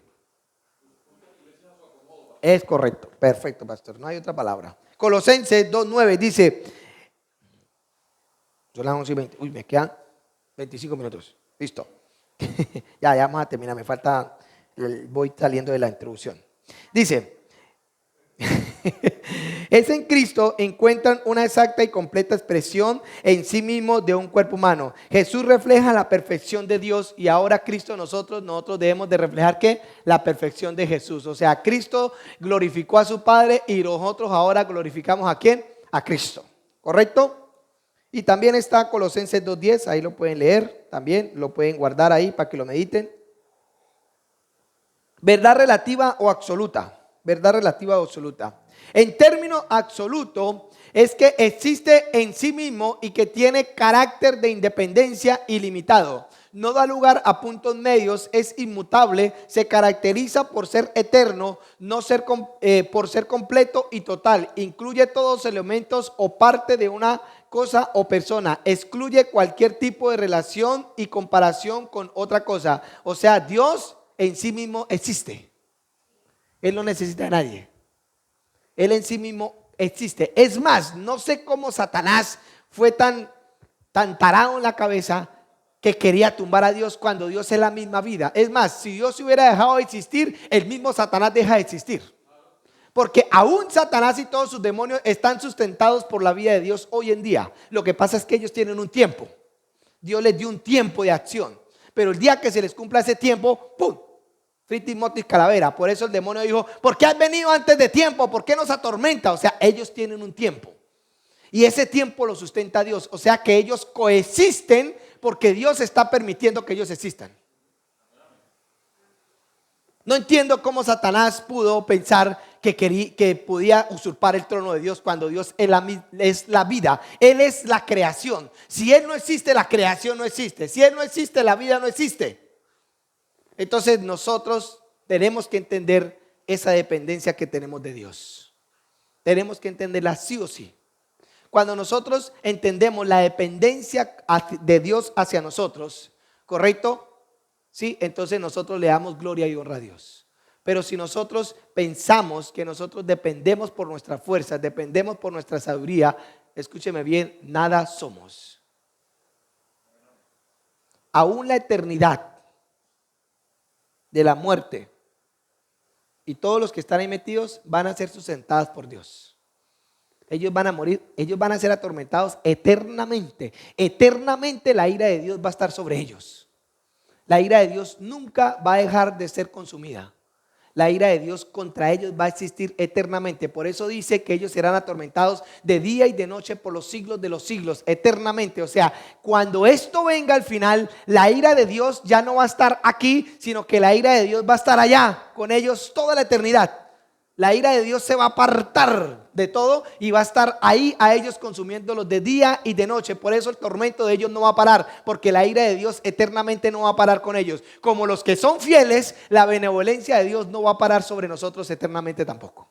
Por eso nosotros viviremos eternamente. Ahora, miremos este plan perfecto. Ahora, mirando este escenario, ¿quién va a querer pecar después de que todo esto pase? ¿No es perfecto el plan acaso? ¿Quién va a querer pecar? ¿Quién? Ni se les va a ocurrir por ahí, porque ellos van a ver eternamente la condenación de la humanidad que no quiso estar con Cristo y sus demonios. Eternamente lo van a mirar. Va a ser un espejo que la eternidad aquí de Dios va a mirar allá y nadie va a querer pecar acá. Por eso dice que viviremos eternamente. Hay unos ignorantes que dicen, y si vuelven a pecar, ¿quién va a querer pecar? Nadie en su buena conciencia va a querer pecar, ni jamás, ni se le va a ocurrir. Esto es el plan perfecto de Dios. Por eso la eternidad va a permanecer para siempre. Y hay gente que se inventa cosas. Y si vuelven a pecar, no van a querer pecar. Eso se los aseguro. Nadie va a querer pecar. Porque vas a ver, el día que quieran pecar, van a mirar para allá y dicen, no, yo para allá no me voy ni a riesgo. Yo estoy aquí bien tranquilito, aquí me voy a quedar. ¿No? Seguro que sí. Está bueno esto, le estoy metiendo terror de pasadita.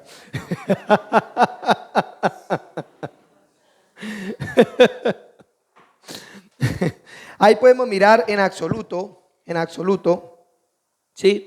Colosenses 1:16, lo leemos en la casa. Números 23-29, ahí vamos a mirar el concepto de absoluto, ¿correcto? Malaquías 3:6. Santiago 1:17. Ya sabemos que lo absoluto existe en sí mismo, no necesita nada de dependencia, nada. Él coexiste en sí mismo por toda la eternidad. Él es el principio de todas las cosas, ¿correcto? ¿Cómo es eso? Nuestra mente no alcanza a entender esa verdad de que alguien exista por siempre y para siempre y exista en él mismo. No podemos comprender. Y hay misterios que Dios no nos revela. Él los guarda para Él. Como pienso que esa verdad a nadie se la va a revelar. Él la guarda en sí mismo. Esa coexistencia de Él mismo. ¿Cómo es? No sabemos. Entonces, ¿qué llama el mundo una verdad relativa?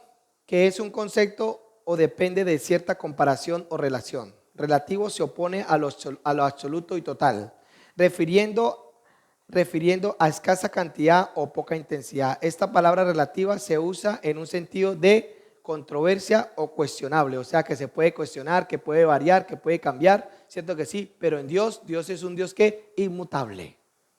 Y Él no es hombre, ¿para qué? Para arrepentirse de las cosas que Él hace. ¿Correcto? Vamos a mirar, sigamos. Uy, vamos rápido. La Biblia nos habla de dos verdades, la Biblia no nos habla de dos verdades ni de absoluta ni relatividad, sino que se expresa la verdad como la única verdad verdadera, y esta palabra de Dios y a su Hijo Jesucristo, quien dijo, yo soy la verdad. Él no dijo la verdad está allí, dijo yo soy la verdad. Él no dijo esta es la verdad, Él no dijo esto es la verdad, no, dijo yo soy la verdad, ¿correcto? O sea que el que conoce a Cristo conoce la verdad. Toda otra cosa que el mundo nos ha enseñado es mentiroso, engañoso y falso. Por eso sabemos que todo el sistema del mundo es un sistema de creencias falso, dado ¿por qué? Por la mente caída. Porque antes de Cristo, ¿qué se construyó? Todo lo que salió del conocimiento del bien y del mal, desde Adán hasta Cristo, todo fue fundado en una mentira. ¿Por qué? Porque la fuente era mentirosa. Y toda persona que no tenga a Cristo, todo lo que haga está fundamentado en un conocimiento de mentira. O sea que todo va a caer. Pero todo lo que hagamos nosotros en Cristo Jesús va a permanecer. Por eso dice, no viendo las cosas que se ven, sino las que no se ven. Porque las que se ven son ¿qué? Efímeras, pero las que no se ven ¿qué? Son permanentes. ¿Por qué? Porque esa verdad va a traspasar. Por eso si nosotros caminamos fielmente con Dios, escúcheme bien, esas obras que nosotros vamos a hacer en Cristo Jesús, cumpliendo el propósito de Él, va a traspasar a la eternidad. Porque esa fidelidad o esas obras de justicia que nosotros hagamos se van a convertir en galardones y en tesoros en el cielo. Y la Biblia dice que en el cielo no hay ¿qué? Ladrón, ni hay polilla que lo dañe. O sea que esos galardones van a estar eternamente nosotros disfrutando la fidelidad que nosotros hacemos acá. Por eso les aconsejo, vayan, háganla. El sistema de creencias, aquí rápidamente, 36. Sistema de creencias verdadero está en la nueva mente de Cristo, igual a creer en Jesús. Todo parte de creer en Jesús. Cuando nosotros creemos en Jesús, se abre la puerta, pero nosotros tenemos que entrar por esa puerta y empezar a explorar todo lo que hay pasando el umbral. Por eso Él nos da ¿qué? Llaves. Y nosotros esa llave, abrimos esta puerta y entramos, ¿cierto? Pero hay gente que coge las llaves y las cuelga. Nunca experimenta nada en Dios. De pronto, en esta verdad, en esta puerta que se le abrió, ¿sí? Usted pudo tener una experiencia con Dios. Ahí estaba la experiencia con Dios, pero usted nunca la tuvo porque nunca la buscó. ¿Cierto que sí? Por eso Juan, cuando se metió con Dios, él dijo, el Señor le dijo, dice que se le abrió una puerta y un ángel le dijo, de entre aquí te mostraré las cosas que han de venir. Una puerta se le abrió y él fue y miró todo lo que está escrito en el Apocalipsis. Y el Apocalipsis no es el fin del mundo. El Apocalipsis es la revelación de Jesucristo. Y cada tomo de eso, cada verdad nosotros la podemos, acuérdese que en la eternidad no hay tiempo. Cualquier cosa que haya ahí podemos traerla en cualquier momento y ponerla acá. Eso es, bueno, esa clase no está aquí. Eso ya es carne. Eso ya no es leche. Ya toca empezar a mirar otros cursos. Hay muchas cosas de verdad que a veces me da como cierto miedo de entender tantas cosas. Porque la Biblia también dice, no se hagan todos maestros, porque hay mayor condenación. Porque es que usted conocer una verdad y no hacerla, hay más exigencia, hay más compromiso. Por eso a veces le digo, Señor, como que no quiero entender tantas cosas sin antes empezar a hacer estas. Porque yo tengo un don que es el don de revelación. Eso no es algo que yo lo ejecuté, no. Dios quiso darme ese don. Y a veces yo veo la Biblia y no sé por qué yo veo el mundo espiritual, así como lo expliqué anoche. Fue algo tremendo. Y a veces uno queda como que yo mismo he quedado así, vea. Pero he entendido que es un don. Y yo he ejercitado ese don. Pero ese don de revelación, si esa revelación viene y no se manifiesta, termina en frustración en mi vida. Por eso muchas veces, padezco de frustración. Porque conozco a veces muchas cosas que no sé cómo ejecutarlas. Y después viene el diablo y se empieza a interponer en nuestros caminos. Por eso a veces trato de mantener la pastora Clemencia por ahí cerquita para que me saque esos hoyos. Entonces, en Juan 8:24 dice, por eso os digo que moriréis en vuestros pecados, porque si no creéis que yo soy, moriréis en vuestros pecados. Entonces, Él es la verdad absoluta. Él definitivamente la verdad. El sistema de creencias bíblico dice aquí con unos apuntes, dice, aunque la palabra del sistema de creencias no aparezca como tal en la Biblia, implícitamente sí nos habla acerca de lo que debemos creer, esto es nuestras creencias. Nuestro estilo de vida será diferente al que vivieron los del Antiguo Testamento. ¿Por qué es diferente? Porque ellos no habían nacido de nuevo. Es así de sencillo. Ellos estaban muertos en sus delitos y pecados. Lo que pasa es que ellos tenían una esperanza, que creyeron que un día iba a venir el Mesías y los iba a libertar. ¿Correcto? Ellos tenían esa esperanza y se murieron en esa esperanza. ¿Correcto? Se murieron en la fe. O sea, ellos creyeron en Cristo antes de que Cristo apareciera. Es correcto. Por eso se llama el seno de Abraham, porque Abraham fue el padre de la fe. Fue el que le creyó a Dios sin ver nada. Porque aún siendo su mujer estéril y siendo viejo, le creyó al Señor. Por eso Sara muere antes. No voy a explicar eso. Porque Abraham tuvo más hijos, tuvo más mujeres, tuvo otra mujer después de Sara. Pero a Sara le pasó factura por no haber creído en el Señor. Eso le pasó factura. Abraham vivió 160 años. Él duró casi 50 años después de que Sara vivió. Y después vino otra mujer y le dio más hijos. Y él disfrutó. Y él miró la descendencia. Pero Sara no pudo. Porque no creyó. Hay cositas. Sigamos. Seguimos o paramos. Ya vamos a terminar, tranquilo.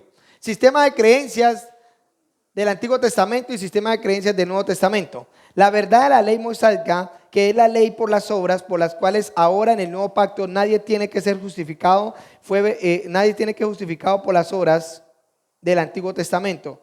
En el Antiguo Pacto la imagen de Dios no estuvo en el hombre hasta que Jesús no vino y destruyó la naturaleza de pecado que nos dio un nuevo espíritu. ¿Correcto? Solamente el sumo sacerdote entraba una vez al año y a través de la sangre de animales, ¿sí?, tenía la justificación de él y al pueblo. Entonces tenemos algo muy claro, que la gloria que vivieron los del Antiguo Testamento no es mayor a la gloria que nosotros tenemos que vivir, porque ellos no experimentaron a Dios en ellos. Nosotros sí experimentamos a Dios en nosotros. Pero a veces nosotros miramos a Moisés y miramos una grandeza más que la que nosotros tenemos. Moisés quisiera estar en este tiempo y nosotros quisiéramos estar en el tiempo de Moisés, como la vida, ¿no? Porque Moisés le tuvo que rogar a Dios para que se le manifestara una vez, ¿cierto que sí? Pero la Biblia hoy dice que nosotros podemos entrar confiadamente al trono de la gracia. Podemos entrar, o sea, ¿cada cuánto? Cuando nosotros nos dispongamos. ¿Correcto? Entonces la creencia del Antiguo Pacto a la creencia del Nuevo Pacto es totalmente diferente. Ellos en el Antiguo Pacto, sus pecados no habían sido quitados, sus pecados eran tapados. Era como el gatico y el popó, los tapaban por un tiempo. Y cada año tenían que tener esa necesidad. ¿Correcto? Nosotros no, nosotros ya fue quitado el pecado. Lo que pasa es que cuando nosotros fallamos, tenemos que apelar por la sangre de Cristo para que la sangre de Cristo que limpie nuestra conciencia de obras que muertas y podamos nosotros caminar en esa victoria. ¿Correcto? Entonces la gloria del Antiguo Pacto no es la misma gloria de este Nuevo Pacto. Conclusión. Uy, ya terminé tan rápido, ¿verdad? Entonces no podemos, un hombre de Dios, ¿sí?, que quiera remendar su error por el cumplimiento de algo va a fallar. Digamos, vamos a colocar un ejemplo. Ustedes son esposos, ¿cierto? Lo que sí, ustedes pelearon. Entonces usted dijo, la embarré con ella. No voy a volver a hacer eso. No voy a volver a hacer eso. Ya perdió. Porque usted está queriendo justificar su error con algo. ¿Sí? Es como la ley. Fornicó, entonces no vuelvo a fornicar. ¿Sí? Está queriendo cumplir la ley. Entonces usted falló con ella en ser un ¿qué? Digamos, usted es machista con ella, ¿sí? Y no la trata bien. Entonces dice, no, voy a estudiar, voy a prepararme para no ser machista. No. Ese no debería ser la solución. La solución es ir al trono de la gracia, pedirle perdón al Señor, que le limpie, que le quite esa iniquidad y que le dé fuerza en su debilidad para que usted pueda vencer eso que quebrantó. Pero si usted se tiende, no, voy a retenerme cada vez que ella me hable, no le voy a contestar. Si usted empieza a ejecutar esa clase de soluciones, nunca lo va a lograr hacer. Pero si usted va y se postra delante de Dios y le pide perdón a Jesucristo y Él lo lava con la sangre del Cordero, dice que Él lo ayudará en el ¿qué? En el oportuno socorro. O sea que si usted cree que Él lo va a ayudar, si usted cree que Él lo va a fortalecer, el día que su esposa se levante contra usted de pronto en algo, ¿sí? Ese día el Señor le va a dar la fortaleza. A mí me pasó con mi esposa, cuando yo arranqué con ella, nosotros éramos como perritos y gatos, peleábamos, y un día me vino cuando la pastora, le dije, pastora, no me aguanto más esta situación. No me aguanto más esto. Entonces la pastora me dijo, tienes que morir a la carne, Adolfo. Y yo tenía el pensamiento, no le voy a contestar cuando me hable, no le voy a contestar. Cuando me hablaba se me salía ese demonio y yo le contestaba. Y yo quería no hacerlo, pero porque yo me concentraba en no hacerlo. Pero un día dije, bueno, Señor, está bien. ¿Qué hago entonces? Entonces no me determiné a querer no contestarle. Y le dije, Señor, ayúdame. Esta es una debilidad mía, ¿qué hago? Fortalézcaseme. ¿En dónde coloqué mi confianza? ¿En querer hacerlo? En Él. Y llegó el día santo, que algo pasó en la casa. Y claro, yo me enaltecí, me puse, y ella pues también a no dejarse, ¿sí?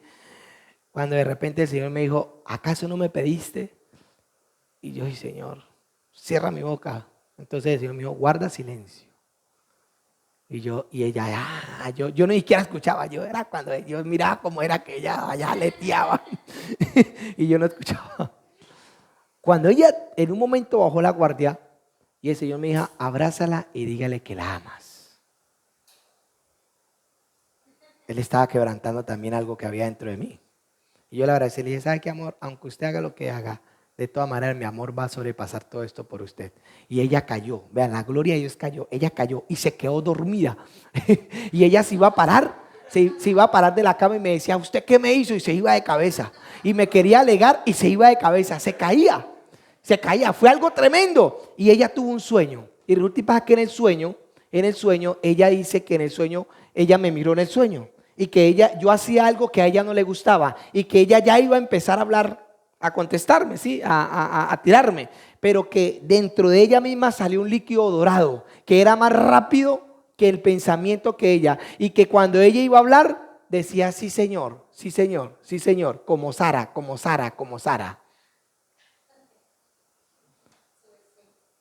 Sujeción. Y ella tuvo ese sueño.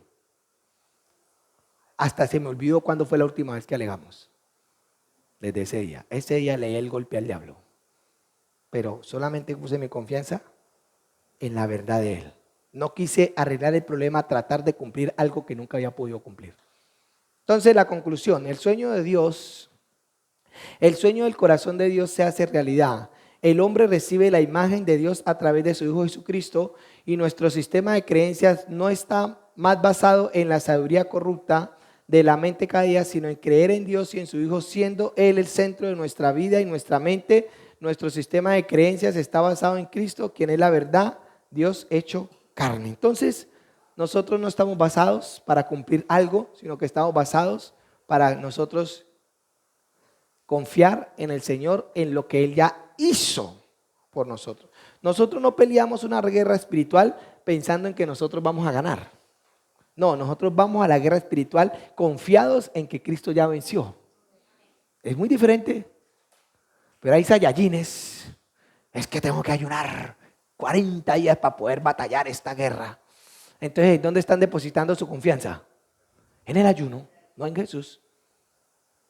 No en Jesús. Es que hoy no puedo ministrar porque anoche no oré. ¿En dónde están depositando su confianza? En la oración, no en Jesús. ¿Sí ve cómo todo cambia?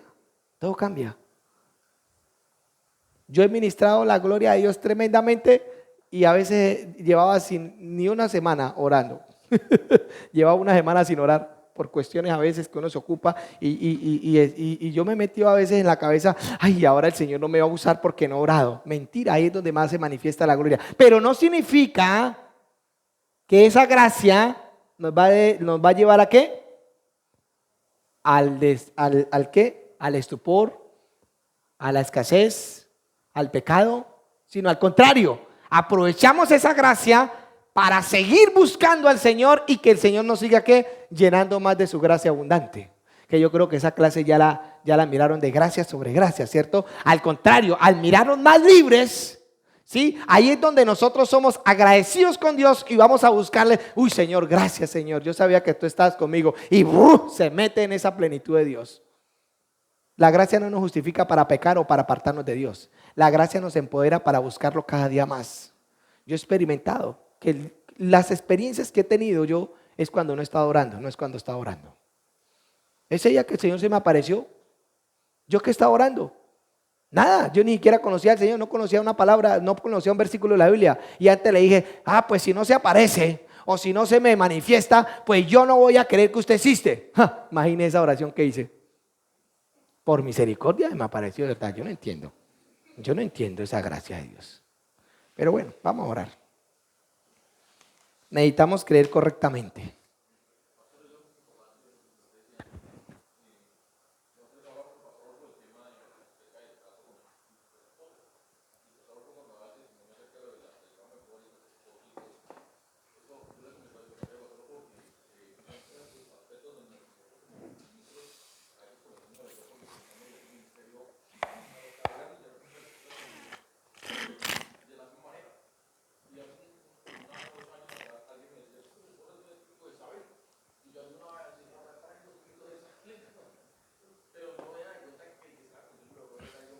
Te estaba formando un mostrico.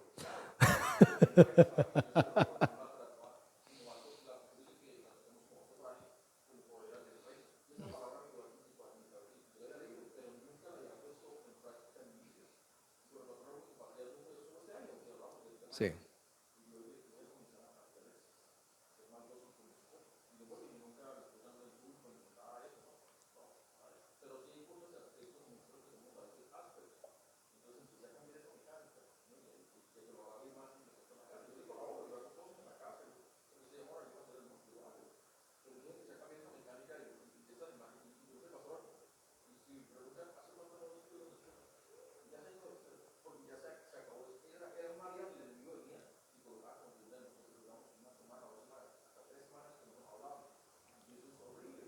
Imagine.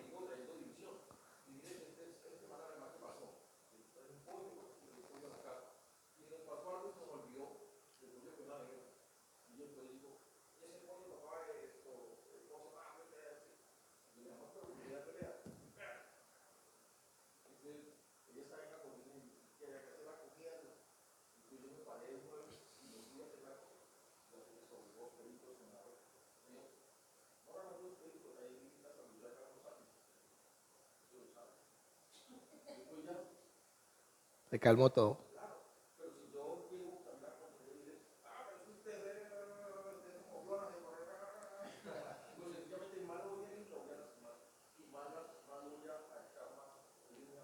Correcto.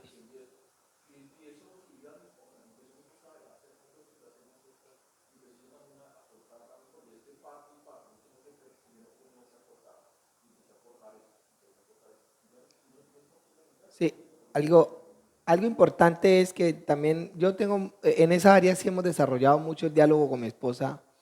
Y yo le digo, amor, ayúdeme en cosas que yo no puedo, mientras que yo pueda hacerlas. Ayúdeme. No le eche sal a la herida. Ayúdeme. Hay cosas que yo no he podido todavía y usted me ayuda. Y yo sé que hay cosas que usted no logra y yo le ayudo y nos sobrellevamos el uno con el otro. Y entonces, ahí es donde nosotros empezamos a cultivar de verdad. Ha sido muy bonito eh, formar el carácter en estas verdades, porque algo que nosotros hemos logrado, por lo menos con mi esposa, es el orar juntos. Siempre lo hacemos. Siempre lo hacemos, el orar juntos. Cada vez que queremos hacer algo, oramos juntos.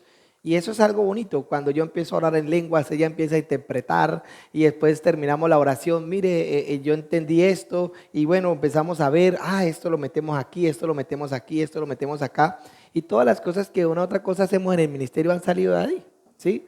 Como el nombre del ministerio, la visión, todo eso ha nacido de ahí, todo eso ha nacido de ahí, cómo nació el nombre del ministerio cuando empezamos a orar en lenguas. Entonces, yo tengo una certeza, porque si yo oro en lenguas, si oro la voluntad de Dios, si tengo aquí un parlanchín que me está traduciendo, yo digo, wow, esto es muy poderoso. Entonces, eso me genera confianza a la hora de hacer algo.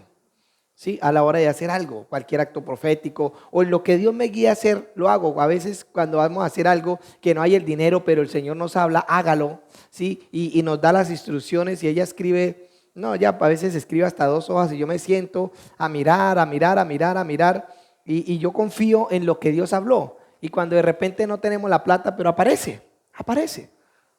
Entonces ahí es donde uno empieza a generar una fe en uno, ¿sí? Pero tenemos que entender que en la casa, especialmente los esposos, tienen que entender algo muy clave para la casa.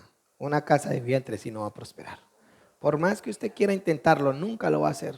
¿Y qué es unidad? Unidad es que logren conectarse en la misma fe y en el mismo camino. Unidad no es estar acostándose todos los días y haciendo el amor. No, no, no, no, no. Eso hace parte de la unidad, ¿sí? Eso hace parte de la expresión de la unidad. Pero realmente la unidad es que nosotros nos logremos conectar en el mismo espíritu y logremos traer los diseños de Dios ambos. Ella los escribe, yo los hablo y entre los dos nos sentamos a atenderlo. Entonces, bueno, usted escribió esto. ¿Qué percibe usted aquí, amor? Yo este pedacito no lo entiendo. Entonces, ay, amor, es que cuando yo estaba escribiendo esto, yo percibí esto y anotamos. Entonces, eso hace que nosotros nos hayamos que unido, complementado. Entonces, vamos a orar.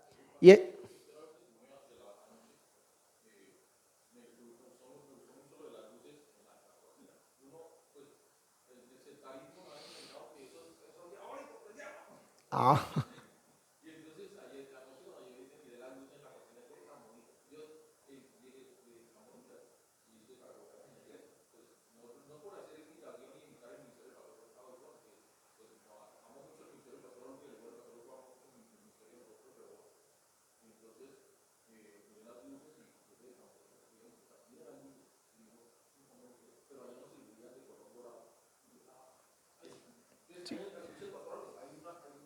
En detalles pequeños se construyen las cosas, ¿sí?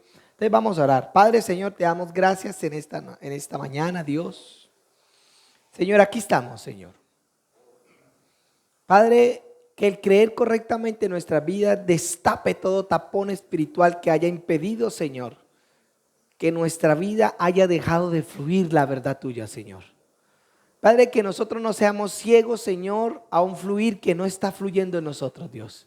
Que seamos conscientes, Señor, de que hay cosas que debemos de tomar tu verdad y ponerlas en cada lugar y en cada momento, Señor.